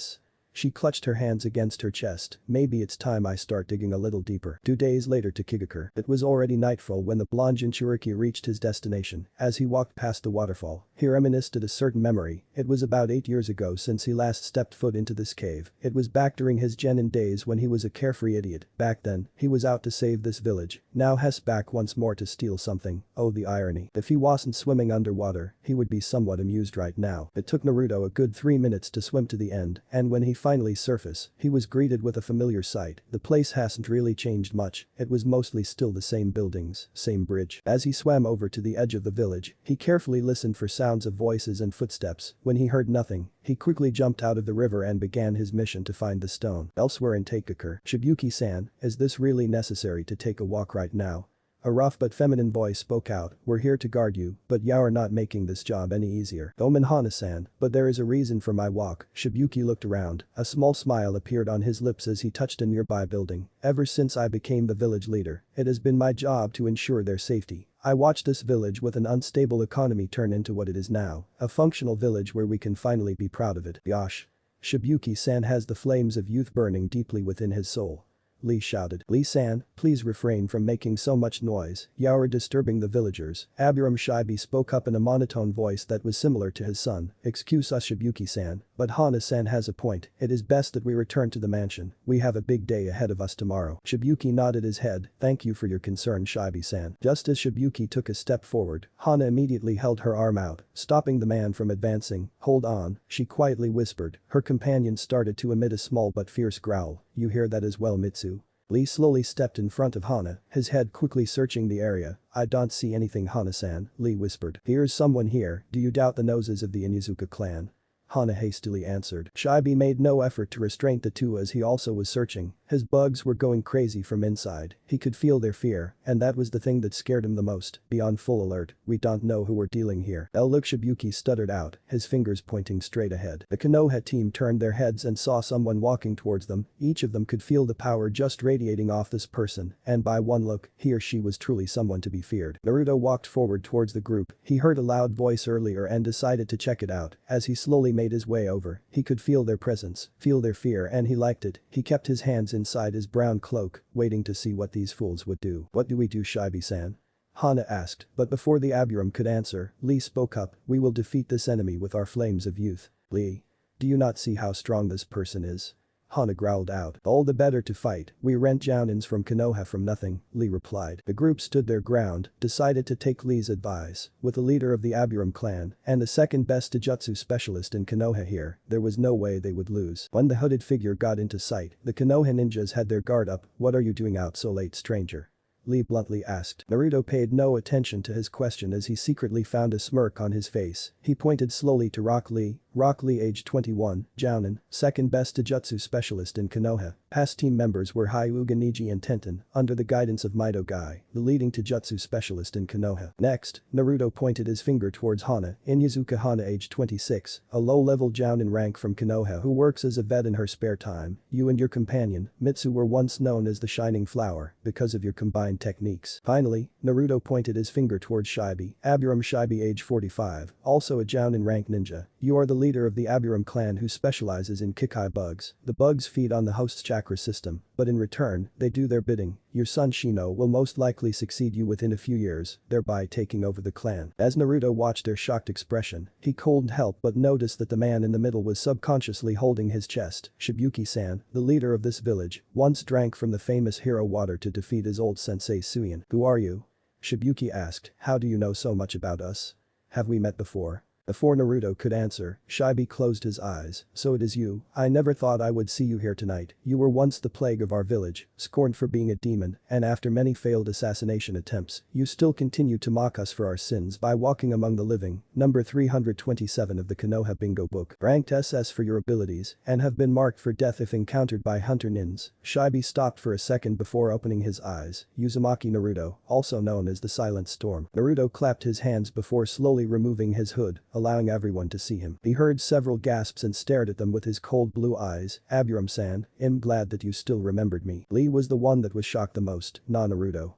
Just as he was about to step forward, Shibuki stopped him. Naruto-san, what brings you here tonight? Naruto turned his eyes at the man, barely recognizing him. You have something I want, Shibuki-san, and I want it now. I'm afraid that I can't let you do that. Shibuki-san is under our protection, Shibi replied. Naruto chuckled a little, showing them his amusement. I don't know what it is about Konoha fools making them all so chivalrous, but know this, I intend to get what I came here for one way or another. The blonde Jinchuruka's eyes flashed a hint of red before returning to cold blue, and if I have to kill you three to get through Shibuki, then by all means. I will send the Shinigami 3 new souls as payment. Thanks for watching.